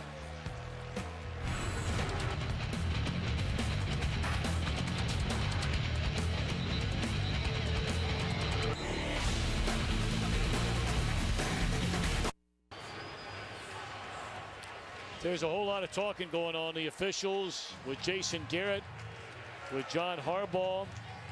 I'm not sure exactly, Brian, what's going on here, but clearly both sidelines are quite upset. Well, it was late substitution by Baltimore. Dallas looked like they were going to try to get the ball off quickly. They got all sorts of people coming and going. There's nothing wrong with this as long as they get off. Here you can see they're still spotting the ball. Right in here you can see Mike Carey just barely gets out of there. I don't know if what Dallas is saying, wait a minute, you've got to reset the play clock for me if you haven't even spotted the ball yet. You know, John Harbaugh saying we didn't call. Dallas, we were late spotting the ball, so that took the timeout away. Still, 3rd down. So that's exactly what happened. Dallas ended up having to call timeout, and Mike Carey saying, no, we spotted the ball late. They needed a new play clock, so they kind of, okay, no harm, no foul. We're going to give it back to you. Now let's go play ball. And we give it back to you as well, right up there. Hey, don't be messing with my screen, man. Obviously, I'm not very good at it. I'll never touch it again. All right, there's still a big 3rd down.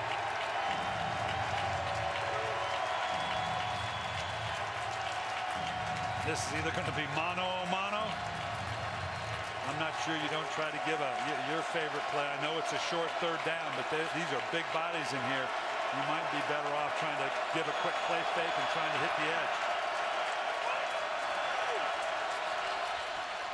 Felix Jones, 1st down. I mean, Baltimore knew you were coming right at him. And Dallas able to convert.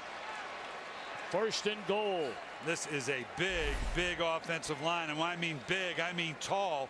To get your pad level below this physical defensive line of the Baltimore Ravens, that's the challenge, and they certainly did it there. Now we're going to see, do you want to continue to pound away, think you can get in the end zone that way?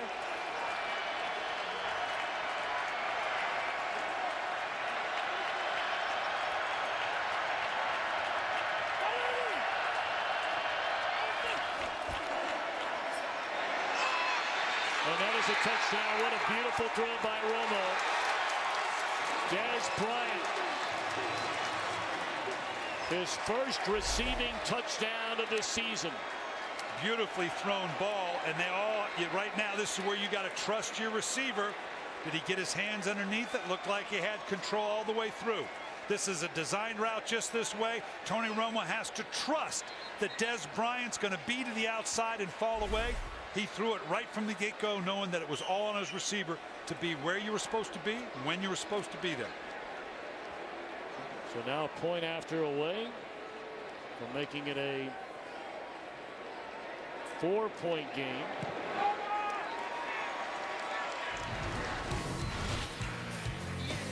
Dez Bryant, his first touchdown of this season.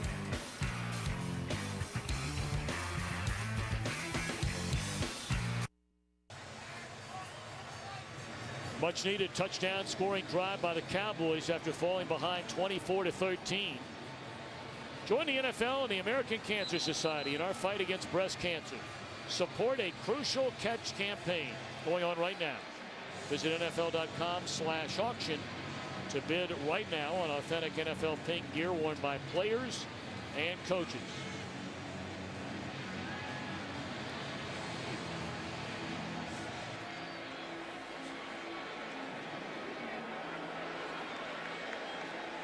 Jacoby Jones, a 108-yard kickoff return for a touchdown just a few minutes ago. That was the first time a kickoff had been returned in this game. And he's bringing this one out. This might be further than 8 yards into his own end zone, and he is level at the 15-yard line, and there is a penalty flag down. Boy, did he get tattooed right there by Lance Dunbar. They just brought Dunbar off the practice squad and put him on the roster.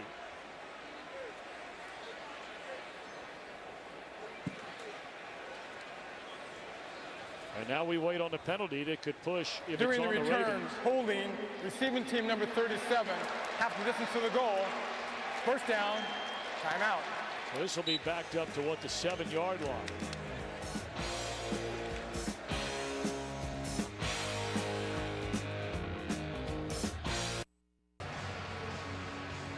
Baltimore Ravens, if you include the playoffs, they have won 14 consecutive games here at home. But a tight one here with 3:13 to go in the third quarter. After the penalty, backed up to the 7-yard line, and Flacco throws it from his own end zone. Hit as he throws and way overthrows Smith. Well, we got to go back to this kickoff. Jacoby Jones, excuse me, going the distance, the one before you can see here. But I want you to watch them keep the lanes. It's what cost them last time. Now they're keeping lane integrity. Now I got enough bodies to deliver a hit like this. A perfect example of how to do it and how not to do it. That's the first play in this second half by the Baltimore offense. The only time the Ravens have had the ball was a 108-yard kickoff return for a touchdown. Second down and 10. Rice maybe to the line of scrimmage. Well, a moment ago after the touchdown, apparently Dez Bryant cramping up. They're going to get him an IV, get some fluids in him. Well, this all of a sudden becomes one of those moments in the game where the momentum is starting to swing to the Cowboys. The question is, can Baltimore bring it back their way, converting on 3rd and 9? And this is where Joe Flacco has been particularly good this season. Set up the screen, and Victor Butler backs it into the air. He's filling in for the injured Anthony Spencer. 3 and out. Excellent job by Dallas on Ray Rice. The back is going to slip out right here. The stat line by the Ryan brothers, and I had Rex with me for a number of years. Who has the back? Who has Ray Rice? The answer is everybody. Everybody has to account for him to keep him from hurting you down the field. Everybody had him there. Wayne Harris is standing back waiting on the punt. And still looking around. Field to the 47. Yeah, tackle. Right there in the open field, and a beautiful play. Played by Shockey Brown.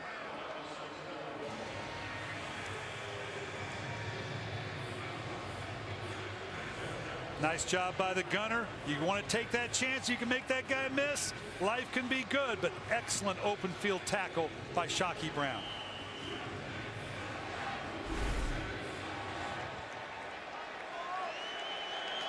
Kill.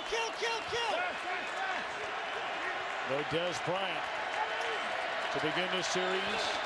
No DeMarco Murray to begin this series. Felix Jones for a gain of 2 on first down. So the Cowboys last week and a half ago, they had a bye week last week. They were missing 3 defensive starters. And now here we are in the third quarter. And right now, at least to begin this drive, they're missing 2 offensive starters. And Bryant, who went to the locker room a moment ago, we're told he was cramping up and needed an IV. And the foot injury earlier to DeMarco Murray. And it looks like Felix Jones is also cramping up a little bit.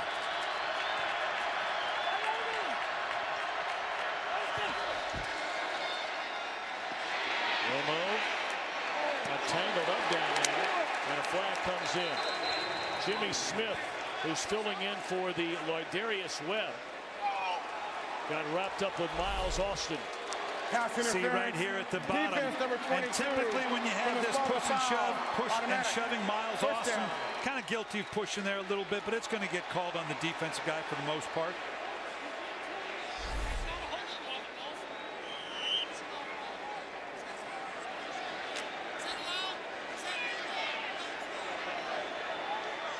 It's a 13-yard penalty. John Harbaugh none too happy about it. Can read his lips. No, it's not. Tanner breaks 1 tackle. Pollard comes up to meet him and still lunges forward for an additional yard. Well, I tell you, this Dallas running game, Ryan, you and I have not seen them all year long. It makes you wonder how in the world so many games this year they have fallen in love with a pass when they are able to run the ball like they are running the ball here today. Well, Bill Callahan, the offensive line coach, he's got a big group to work with, and they saw the Kansas City film. They knew if they were going to keep this game competitive, they were going to have to run the ball, and they have certainly committed to that today. And a lick delivered by Ray Lewis.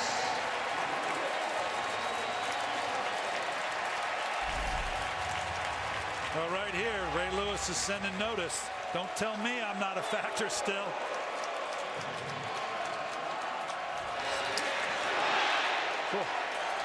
Classic Ray Lewis, seeing the line.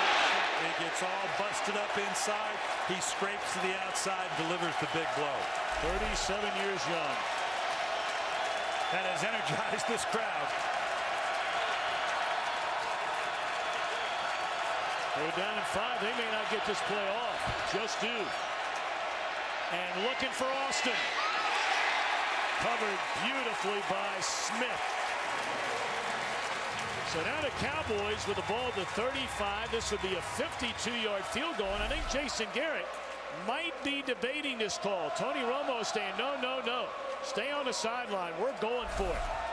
And apparently he got that in his helmet from his head coach. Yeah, this is probably outside the range of your field goal kicker. It would take an awful good punt to put it inside the 20. You may only yield 15 yards at best if you put this thing into the end zone. Worth a shot. 1 of 3 on 4th downs. Will they get the play off? Trying to draw him off sides, look like. Nope, not going to happen. And this is the classic. You try to draw him offside, doesn't happen. Now you back it up. You actually want to back up a little bit on a punt like this because it gives you more of a chance to catch it inside the 20. If it goes into the end zone, the thing comes out to the 20. You've yielded 15 yards. This actually gives you more of a chance to kick it down inside. So Dez Bryant back on the sideline. And no sooner did he come out, Felix Jones went in to also get some fluids. He's also cramping like Bryant. Ed Reed is standing back at the 10-yard line.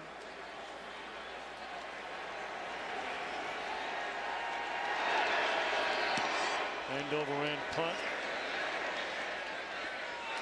And Reed to fair catch. So back-to-back series for the Ravens. Their only 2 possessions offensively will start inside their own 10-yard line. And we turn the page to the fourth quarter. A thrilling final stanza begins in a moment.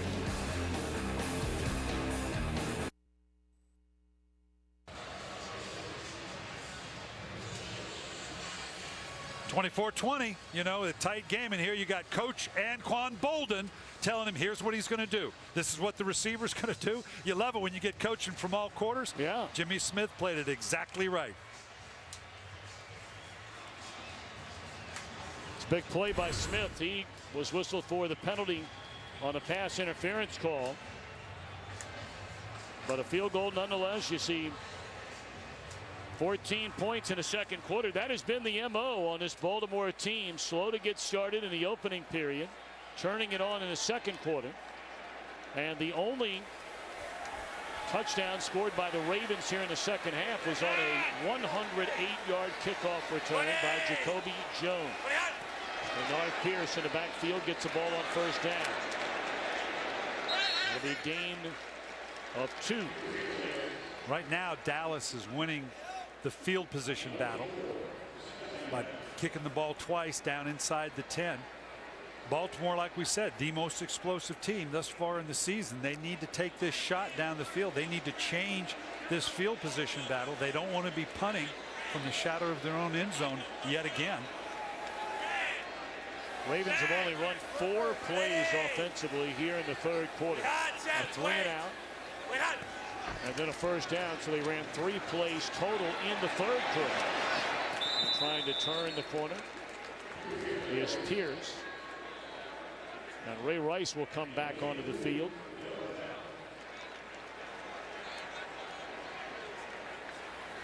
We have not called the name DeMarcus Ware.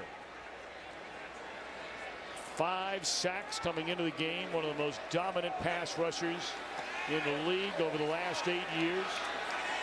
And what a job Michael Orr and company have done on him. But a third down. And now being chased. And Ware, after not calling his name all day, finds a quarterback. Well, you just said Michael Orr has had him on there pretty much all day, but you're going to see a stunt here by Ware spinning, comes all the way around to the inside. You have to work in combination with the guard. Bobby Williams in on that left side with Orr, got caught up on the stunt, and right on cue, right when we say he hasn't played all day, a huge sack for the All-Pro. That's 2 possessions offensively for the Ravens here in the second half, both 3 and out. And a short punt coming up to get it back in the game is Dez Bryant. And he carries across the 40 and run out of bounds at the 37-yard line. The Cowboys in business to begin this fourth quarter. And their defense standing tall here in the second half. Well, the legendary Bill Walsh would tell you that sacks are important, but it's all about when the sacks come. You can see here right there just the matchup. He's getting overwhelmed. Bobby Williams is on the inside. That ends up pushing him back into Michael Orr as well. That set up that stunt that allowed DeMarcus Ware to get the sack.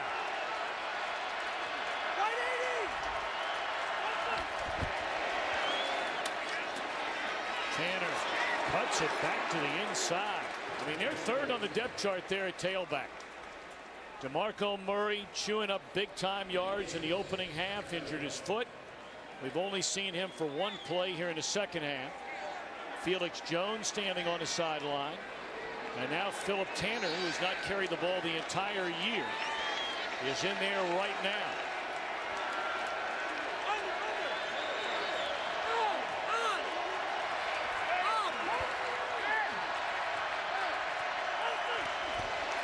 Tanner again, and again, running room.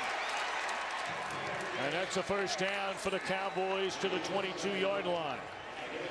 Tom, there's nothing fancy about this. You're just going to see a straight downhill ISO.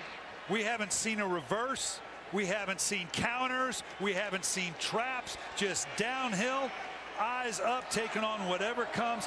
Excellent job by the offensive line and tight ends of the Dallas Cowboys, just manhandling the front of the Baltimore Ravens. Tanner once more tries to cut it back to the inside. And that'll be a gain of 2, maybe 3 on first down.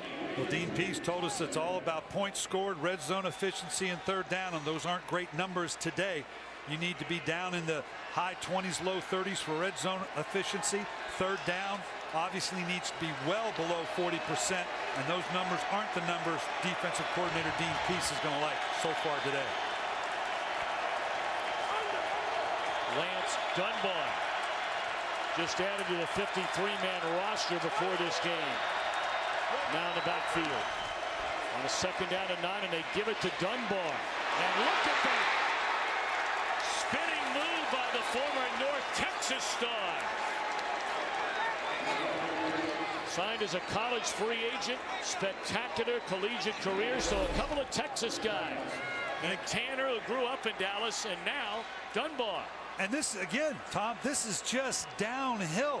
You don't see guys pulling. You don't see traps. This is just, we're going downhill, and we want to see if you can hold up.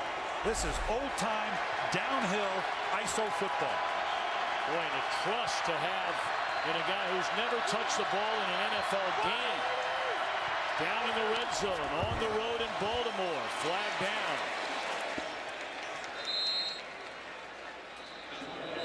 You know, it's an old cliche, obviously, you know, about desperate times call for desperate measures. If you don't have your top 2 guys, somebody's got to get the ball. You know, next man up. Illegal shift. Offense. 2 men moving before the snap, not resetting for a second. 5-yard penalty, it's still first. Yeah, this is, you saw it last week against Kansas City, this 200+ yards allowed in back-to-back games. You know, I was fortunate to be associated both good and bad with some of those good and bad games. This is rare territory for the Baltimore Ravens, and it can be demoralizing for a team that's not used to giving up this kind of physical run game. Tanner back into the Dallas backfield. So it's first and goal, but it's backed up to the 15.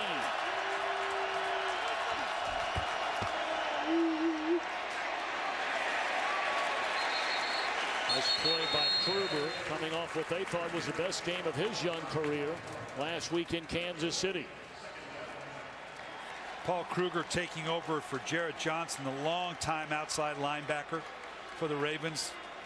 Now in San Diego, Kruger has had to adapt his role to this, not only in terms of a pass rusher, a guy that can drop, but can set that edge, particularly with Terrell Suggs gone. They're letting Courtney Upshaw fill that role, and Kruger now has to fill the role for the departed JJ.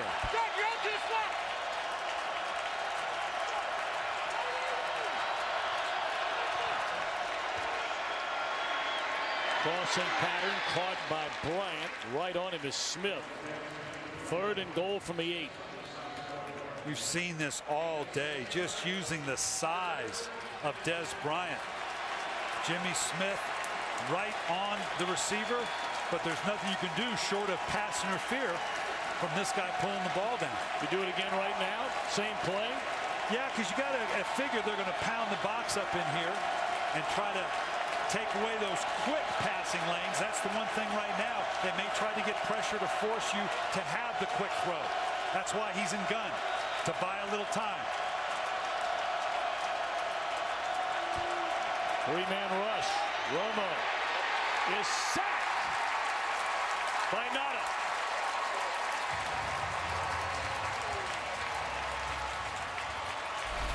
Just a 4-man rush. You can see down here just too many bodies. Miles Austin on the back end, no place to go.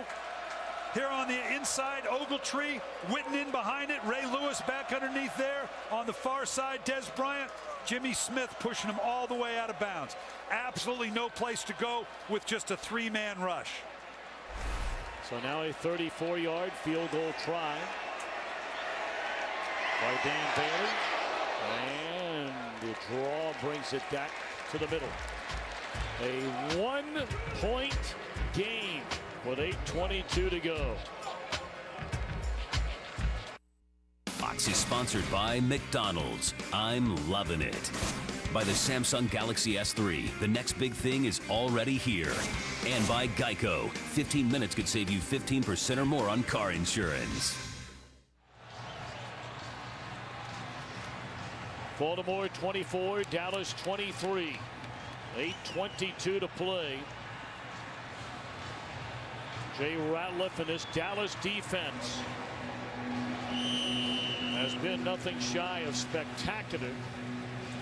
Joe Flacco and the Ravens offensively have run 6 plays from scrimmage here in the second half. Jones got him on the board with a touchdown.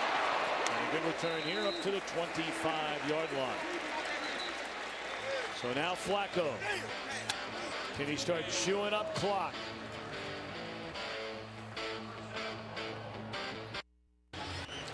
Take a look at the second half numbers in total yards. The Ravens with 3 yards of offense. But a kickoff return for a touchdown. Up leading to this 1-point advantage as Ray Rice gets more yards on 1 carry to begin this drive than they've had in this entire second half. And let's remember how they finished the half in the no huddle, spread it out up and down the field. They've had to get conservative backed up. Looks like they're back in the no huddle. And Flacco will just go right up the gut. All right, now, Brian, it's one thing to commit to the no huddle, to run the no huddle, but now you have a 1-point lead and you're closing in on 7.5 minutes. You want to stay in no huddle? That's what they are. That's where they've been their best. That's why I brought up the point. They were at their best when they went the length of the field in the no huddle. They got conservative, backed up. Okay, I'm with that. But if this is what you are and this is what you do best, they're still running at it as well, just like the play fake here sets up the play. Yeah, I think this is who you are, and this is what John Harbaugh is committed to. I understand you got great defense. You want to run the ball and give it to Ray Rice. You're still getting him his touches. This is what you are. This is what you do.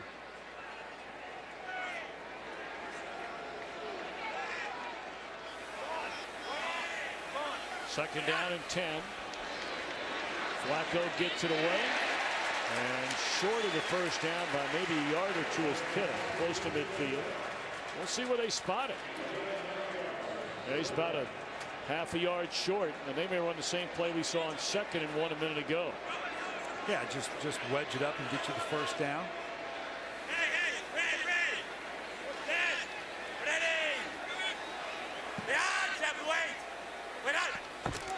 Well, they're going to give it to Rice. Not a bad choice. Not a bad choice at all. That's a first down, crossing midfield. We are under 7 minutes to go. Inside, Jay Ratliff right here working over longtime center Matt Burke, pushes him back. At that point, needed to get off the block.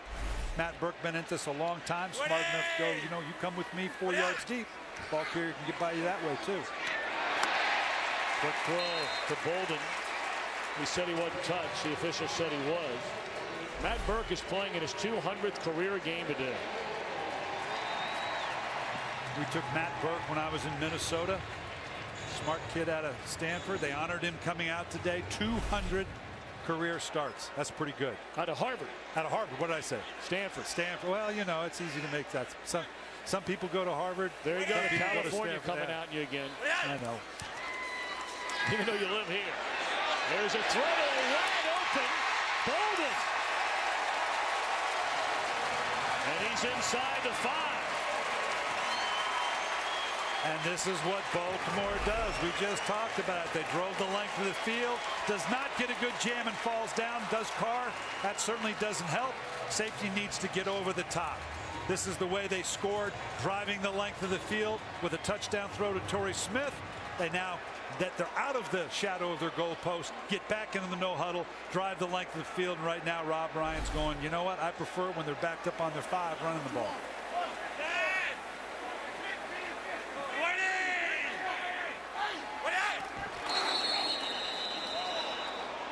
Ball start. Offense number 74. 5-yard penalty is still first. It's Michael Orr. Yeah, on the left side, boy, you get down into here, and these little penalties just kill you as a coach. Well, ever since we saw Boldin, we said, you know, hadn't heard from him all day. No, you said that. I think you brought it up. Guilty as charged. I'm blaming you. You're the one. You're the catalyst. Pointing the finger. I know. If I'd have said it, he still wouldn't have a catch.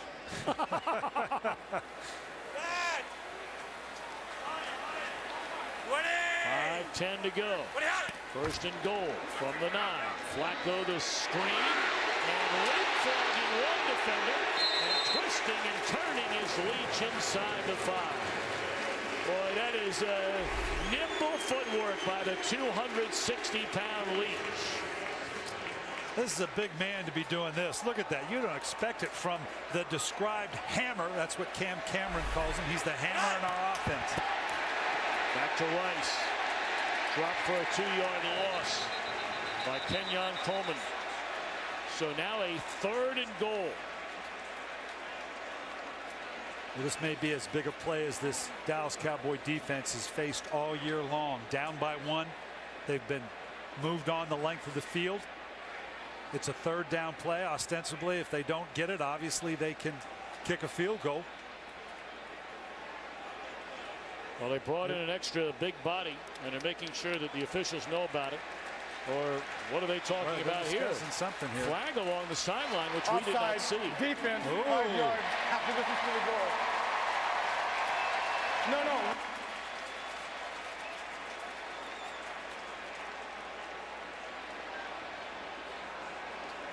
Well, what's more important is they pick up a down.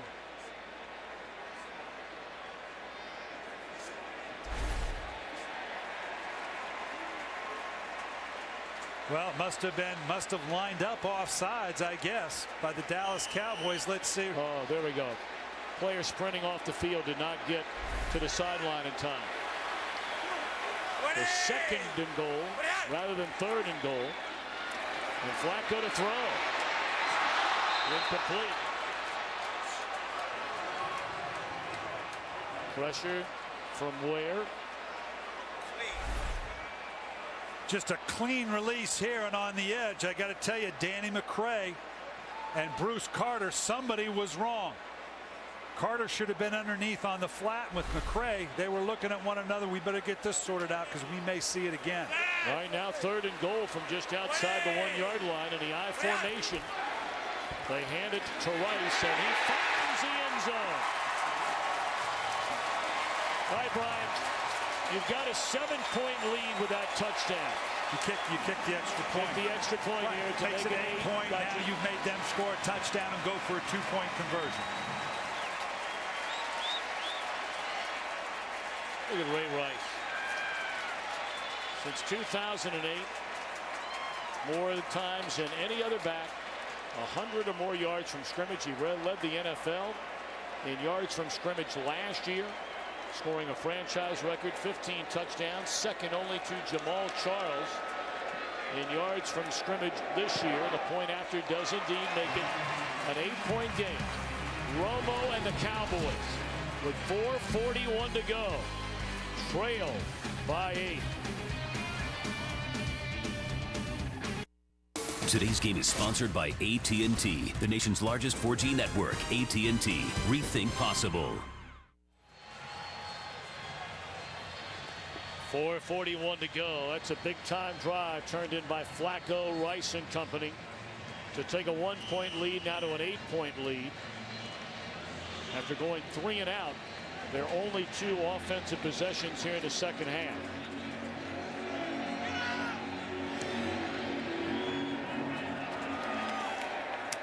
Dunbar will take a knee. We will take a timeout.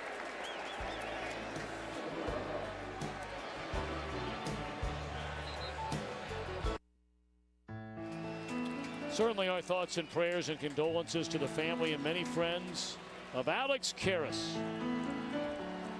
Longtime Detroit Lion, passed away this Wednesday. One of the great characters and players in a game of football.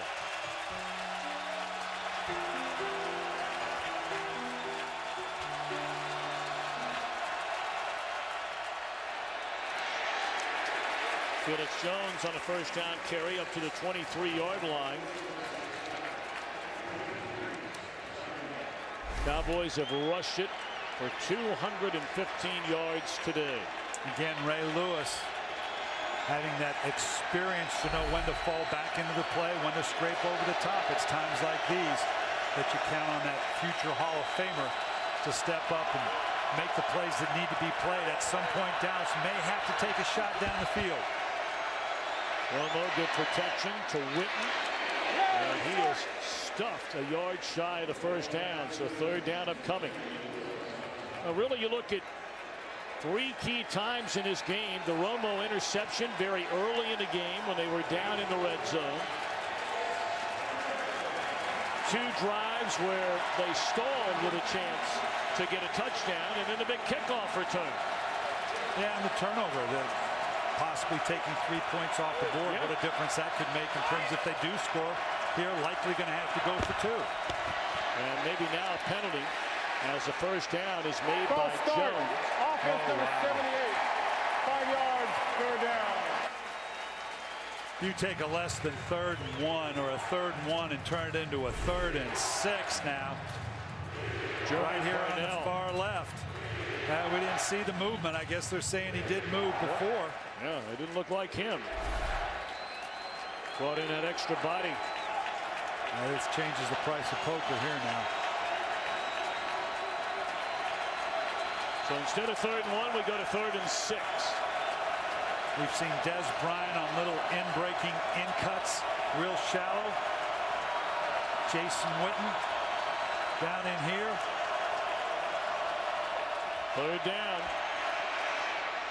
And there's Witten. Money in the bank. A first down to the 35, 3:25 left to go. Excellent job picking up the pressure here. This offensive line working all the way up off the edge right there. Excellent block by Felix Jones, picking up the outside rusher. So first down at their own 35, 8-point differential. Keeping with the two tight end offense gives them balance to run the ball if they choose to do so. They'll put it up first down, and Romo is going to run it. And he slides up to midfield, but there is a flag down behind the line of scrimmage. This might come back. Holding. Offense number 77. 10-yard penalty, still first down. That's Tyron Smith. Over here on the left side, I think, as Romo works up the package. Good wide rusher. He's in good shape. He doesn't need to, but kind of a takedown, pulling Kruger down at the last minute. The sad part is he didn't need it. Romo had already stepped up into the pocket and had gone well into the play.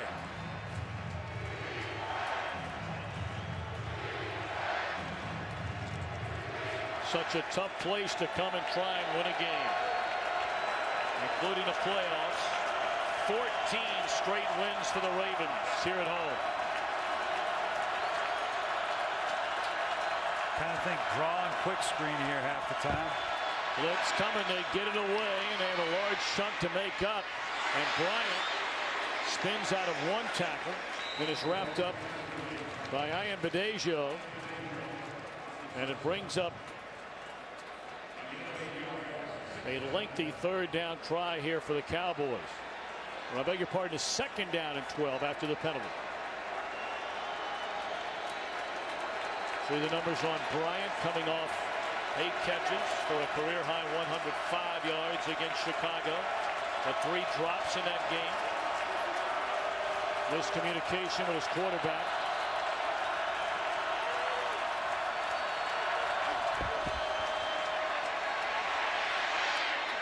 Dump it off to Felix Jones. He slips a tackle and appears to have a first down.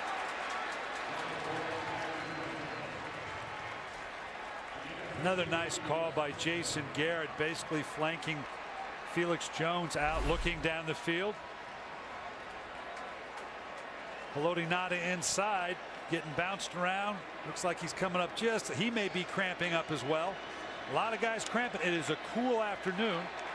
It's always a wonderment to me how guys can cramp up on a relatively cool day.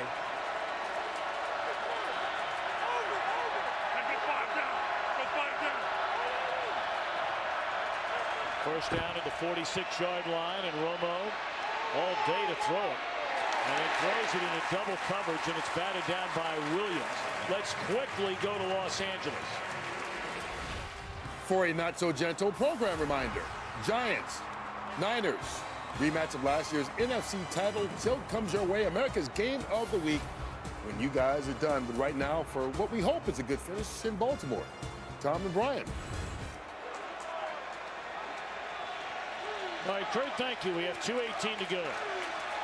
Cowboys, all three of their timeouts left. They have a 2-minute warning. It's a 2nd and 10. Romo 13 times game-winning drives, but he just would settle for a game-time drive.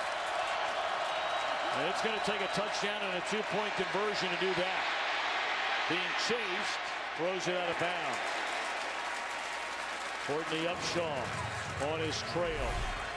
3rd down. Baltimore opting for coverage here. They've got it bracketed the outside on Ogletree. Here on the other side under the slot, Dez Bryant and that shallow little underneath route they've been hitting all day. Romo took his vision to the right side. If he'd have gone to the left, he might have had a completion.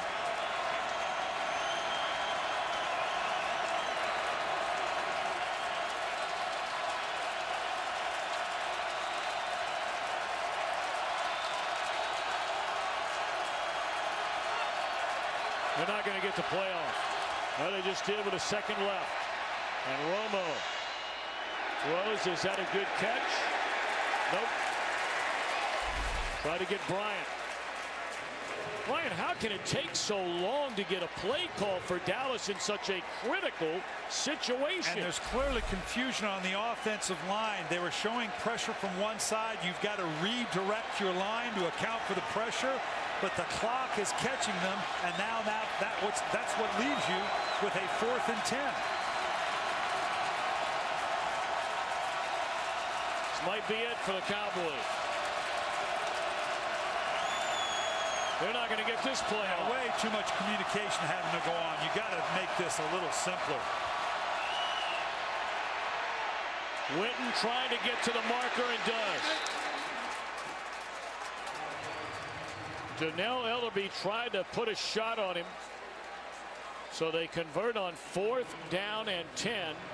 And we'll have one more play prior to the 2-minute warning.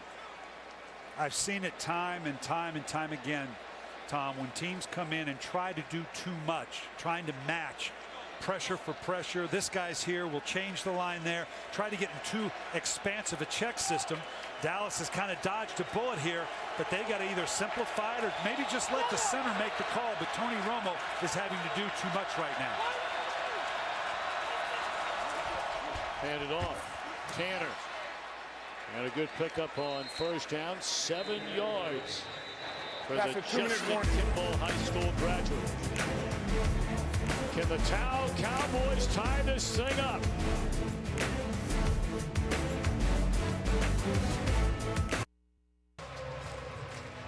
That's Dr. Leanne Kerr on the left and Dr. Andy Tucker on the right, taking care of Ray Lewis. He is not in the game right now. Look at that right elbow. Donnell Ellerbe, who played so well in Lewis's absence after the toe injury last year, is in there now. 2nd and 4 at the Ravens' 37-yard line. Dallas a touchdown and a 2-point conversion away from tying the game. And Romo throws, and there's a flag all the way down at the 15-yard line.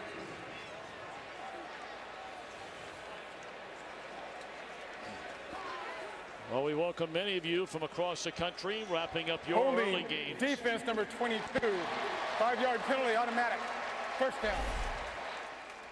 This will be the penalty against Jimmy Smith, holding on to Miles Austin, and an automatic 1st down. We'll put the ball at the 33-yard line.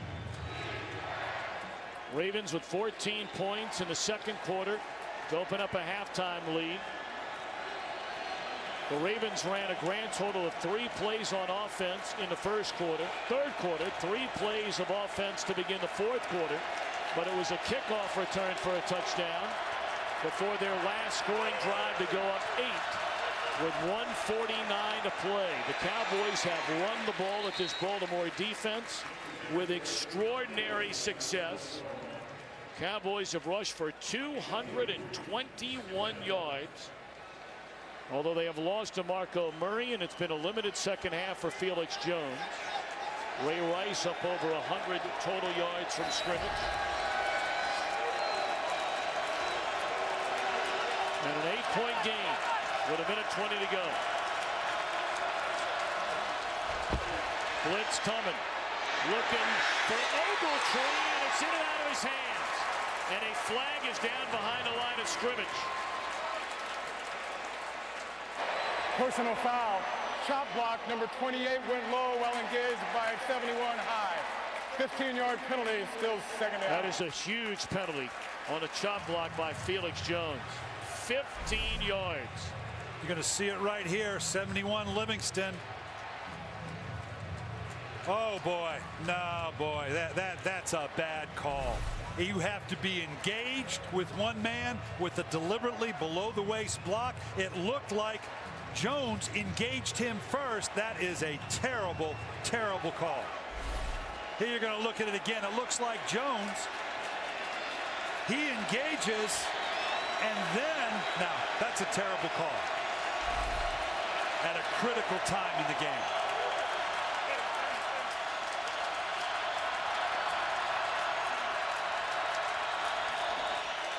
Blitz coming again. And Romo just had to get it away. And Miles Austin looking for a penalty flag. Third down. Obviously, down 8, minute 7. You don't have to get it all back on a third down because clearly you're in 4-down range. Cowboys have come here and played a good game today. They have. And this, you got a long way to go. You don't need to all get it in one throw because you've got the 2 downs left. You got plenty of timeouts. Baltimore or Dallas has 3. And again, Romo directing traffic at a major intersection. Flag down again. This is the one area that appears to be in major disarray. Offense number 85, 5-yard penalty, still third down. And Brian, I go back to you again as a former head coach and offensive coordinator before that. What is going on here at the line of scrimmage with Dallas? Well, I've said it a whole game long. You find yourself doing too much at times. We've seen Tony Romo checking with outside wide receivers, then trying to shift late to get into position to help. You change the protection scheme and getting them pushed one side to the other. I think they announced this penalty on the wrong team. Yeah, I think you may be right. Let's see. False start on 85 stands. Third down. Oh, well, all right, never mind. Yeah, and sometimes, and as a coach and as a quarterback, when it's an outside receiver that's just lined up in a stance, it just drives you nuts when they flinch or move to bring about this type of penalty. Stay tuned following the game for the Motorola Game Break Show. I guarantee you there's no place on Jason Garrett's play call that says 3rd and 25 or whatever it is, 3rd and 27. That category's not on there. You got to make this up here.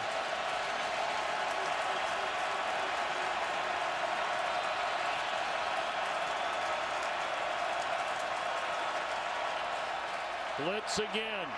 Bryant breaks one tackle, breaks a couple of more tackles, and brings it back into at least a shot range. It should have been about 8 yards back from where he's run out of bounds. Yeah, we brought this down to a manageable 4th and 11. Maybe a 4th and 10 here.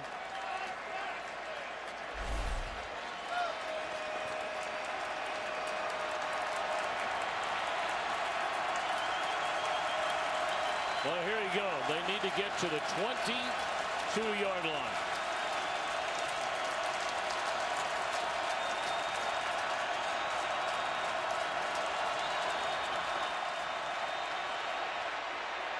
All day to throw for Romo, and he finds his anchor. That's Witten. What a spectacular catch. The hardest catch you're ever going to make as a wide receiver or tight end. You can see Witten here on the right. The ball going away. Your palms are down. You literally have to kind of reach down and snatch that thing up. What a spectacular catch by Jason Witten. This guy, and there are some great tight ends in this league, but it's hard to imagine, and we've seen Tony Gonzalez so many times. I mean, Witten, by the time his career is over at 31, has a legitimate chance to break a lot of the records Gonzalez has already. This guy has just been a sensational player. Yeah, and not to mention what we just talked about, spleen injury. I mean, a lacerated spleen. My goodness. And did not miss a play. And then people want to say, well, but he's dropping the ball. You know, wow. I'd be lucky if I could watch a game coming back after a lacerated spleen. This is interesting now. Dean Pease says red zone touchdown efficiency. Well, this is going to, I don't care what the other numbers are. If he keeps it 0 for 1 right here, he's going to think of that as a successful day. 15th play this drive, and a couple of huge penalties the Cowboys have overcome. But now can they get it in the end zone? Under a minute. Witten for a gain of 9 to the 7-yard line. Nice job. You're going to see here picking up the pressure off the outside. They work the line the proper way. This is why that communication has to be so good. We're talking about you got to make sure your center and guards are going the right way. The back knows which way they're going so he can copy it the other way. Same route he just threw. A little bit higher, obviously, for Jason Witten. Wade Lewis still injured on the sideline. Unable to go. And you saw Ellerby in coverage there on Witten. All-out blitz. Jump ball to the corner. Incomplete. Great coverage. This time by Shockey Brown on Dez Bryant. You can't do it any better than this by Shockey Brown. Contact, look to the ball, look to play it at that point, physically pin him to the sideline so he has to be out of bounds. I didn't even have to push him. He had no place to go but out of bounds. Of course, they're already missing Lardarius Webb, who left the game earlier with an injured leg, and guys like Brown getting a chance to play. 30 yard. Cowboys have 2 timeouts remaining. And again, Baltimore showing blitz, and they come, and they hand it off to get the first down to Felix Jones. He's to the 3-yard line. Timeout, Dallas. And that's the good thing for the Dallas Cowboys right now. They've got all the timeouts they need to orchestrate whatever they want. The key to that, meaning you can run the ball here if you want to. Typically, you might think, okay, I need a couple shots to the end zone, but you can hand this thing off. You can throw it underneath. You can do whatever you want sitting here with enough timeouts. They've got 1 timeout left. That's the key. You don't have to save any timeouts because a field goal does you no good. You know, typically, if this were a tighter game, you'd like to keep one of those in your back pocket for a field goal, but that's not the issue here. So that timeout is huge. Plus, you have it down in distance. You can dirt the ball here if you want to.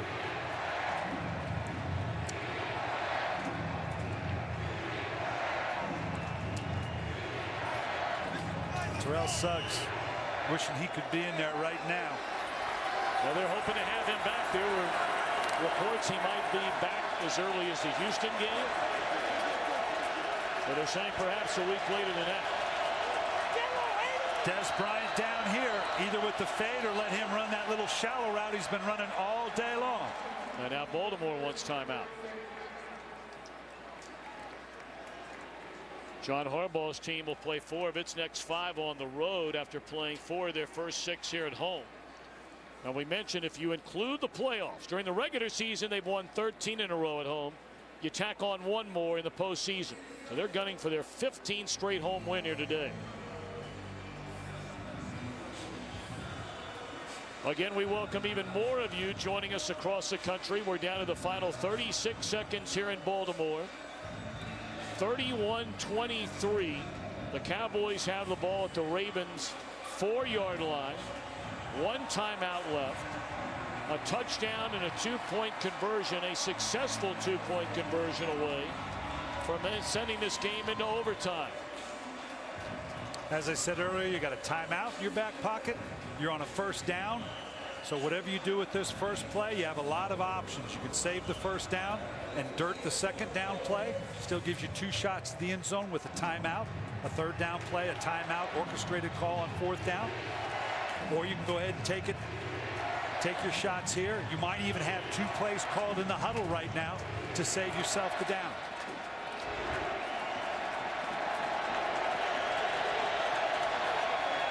18th play of this drive, penalties and all.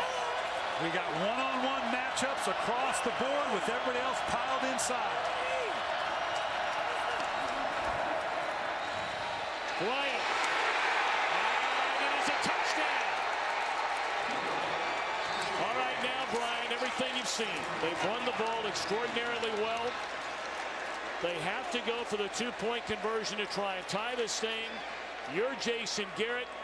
What are you thinking about calling here? You've got to give yourself the option. I would spread it out and give myself a check options that says if I want to hand the ball off inside, they get real loose. If I get the one-on-one matchups I just had, we've seen what you've done with that. They're 3 for 3 on 2-point conversions under Jason Garrett. I like his odds.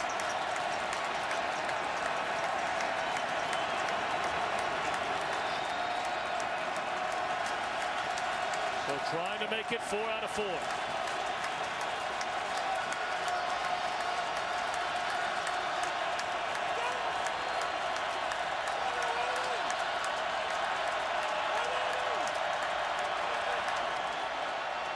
All the way. And dropped by Bryant, who was looking for a flag. It looked like it hit him right in the shoulder pad. We saw the earlier touchdown to Dez Bryant with the same type of throw, back shoulder to the outside. Tony Romo, and that's as well as you can throw it. That's got to be caught. He can look for all the flags in the world he wants. That's 2 guys bumping on one another. That has got to be caught.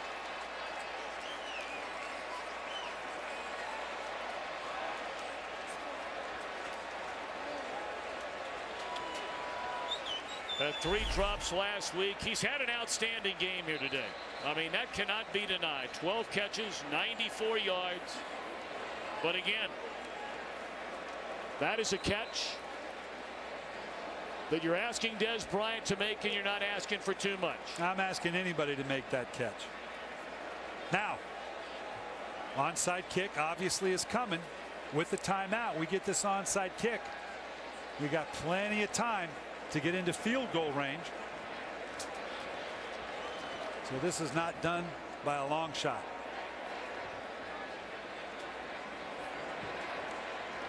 Well, we'll see if the Cowboys can successfully recover this kick, because if it's handled by the Ravens, it's all over.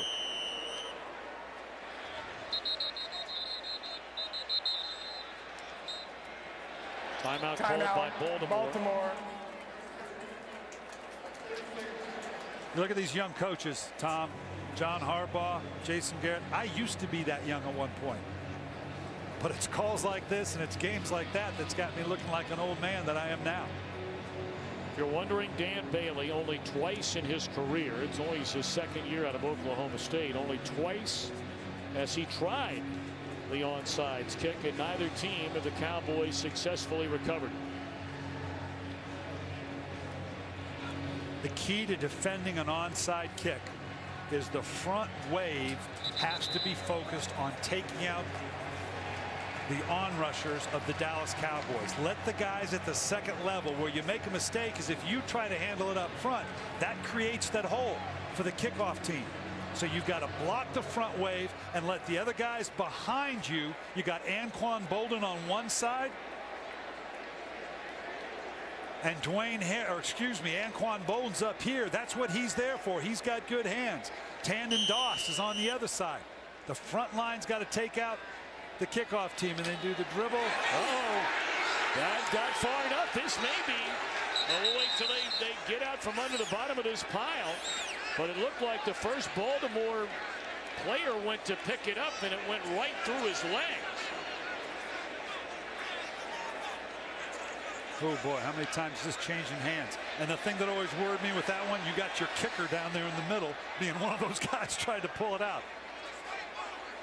Cowboys have the ball. Right here, handling up front. Now you got the kicker in there trying to, well, no, he stayed high. He was smart. Nice job fighting. And we don't know how many times this thing, Andrew Holmes is the one that came up with it. We don't know how many times this changed hands. So Andre Holmes down at the bottom of that pile after it went right through the legs. And we're looking at about 20 yards. Then Ian Badejo, 51. Yep, that's yeah, it it. is. Right through like a shortstop. And Brandon Ayamandejo is one of their best special teamers. That's why he's up there. Need about 20 yards. You got a timeout. Bailey's career long is 51 yards. So you need to get to about the 33-yard line, somewhere in that neighborhood. Blitz coming. Romo looking down the sideline. Boy, that was a beautiful throw, and a flag is in. Shockey Brown in coverage of Ogletree. That's the arm bar. Oh. It's reaching up with the arm bar. You can look back all you want. If you reach up with the arm bar, even got a little bit of the face mask. I don't know if that wasn't the final nail in the call. Might have gotten away from it, except his hand reached up to the face mask. The arm bar is going to get you every time. He was actually in excellent position. Pass interference. Defense number 20. From the spot of the foul. Automatic. First down. And the spot of the foul puts you in field goal position. Well, he said they needed to get to the 33 to get to what would match the career long of Bailey. They're about 1.5 yards beyond that, but obviously the Cowboys don't want to be kicking from 50 yards to try and win this thing. Now, I said before, because the 3 points didn't make a difference at the time, you want to keep the timeout in your back pocket here to kind of push this thing forward. That leads you to, you can kill the ball if you want to save the timeout and go ahead and kill the down. So that red line will mark the spot that matches a career long, which is about where Bryant caught the ball. I would imagine they're going to have to spend that timeout. Bryant continues to bark at the officials, and I'm sure he's saying forward progress. And Romo's saying everybody get up on the line of scrimmage. Yeah, they're taking way too long here. Boy, this is terrible. Boy. And now they're going to call a timeout and have to kick the field goal. Goodness gracious. They had an opportunity even with the timeout. Wow. That's a missed opportunity there. They could have dirted it and saved that. Still had the timeout in their back pocket. Now, we mentioned that Dan Bailey's career long is 51 yards. That came a year ago. He has not attempted a field goal beyond 39 yards this year. 5 out of 5. His long on the season is 39 yards. He's got a holder who missed the entire week of practice with an injury in the punter Chris Jones. Bailey in his career from 50 plus to a 4. And this will be to try and match his career long of 51. A chance to win it by Dan Bailey.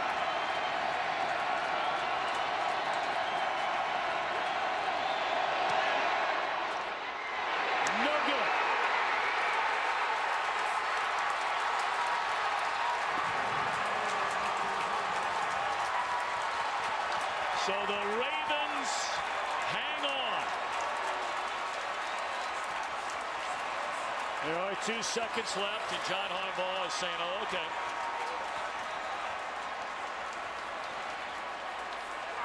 Home winning streak, including the playoffs, will go to 15 in a row, but this has to be one of the tougher ones during the 15-game stretch. Well, they played well on the road. I've said it a million times. We'll continue to say it. Winning on the road against a good team in the National Football League may be the most difficult thing to do in all professional sports, in my opinion. This is an outstanding Raven team, now sitting here at 5-1. So there's no shame for the Dallas Cowboys. they're going to look back on this and see several missed opportunities to have impacted this game. To have had that 3 points back from the interception, to give yourself another opportunity with the clock management here at the end. But that's what life in the NFL is about. It's a series of 1, 2, or 3 things in any given game that can get you beat. Cowboys will go to 2-3. And the difference between 3-2 and 2-3 in terms of making the playoffs, 51% compared to 21%. And for the first time under John Harbaugh, the Ravens have started a season 5-1.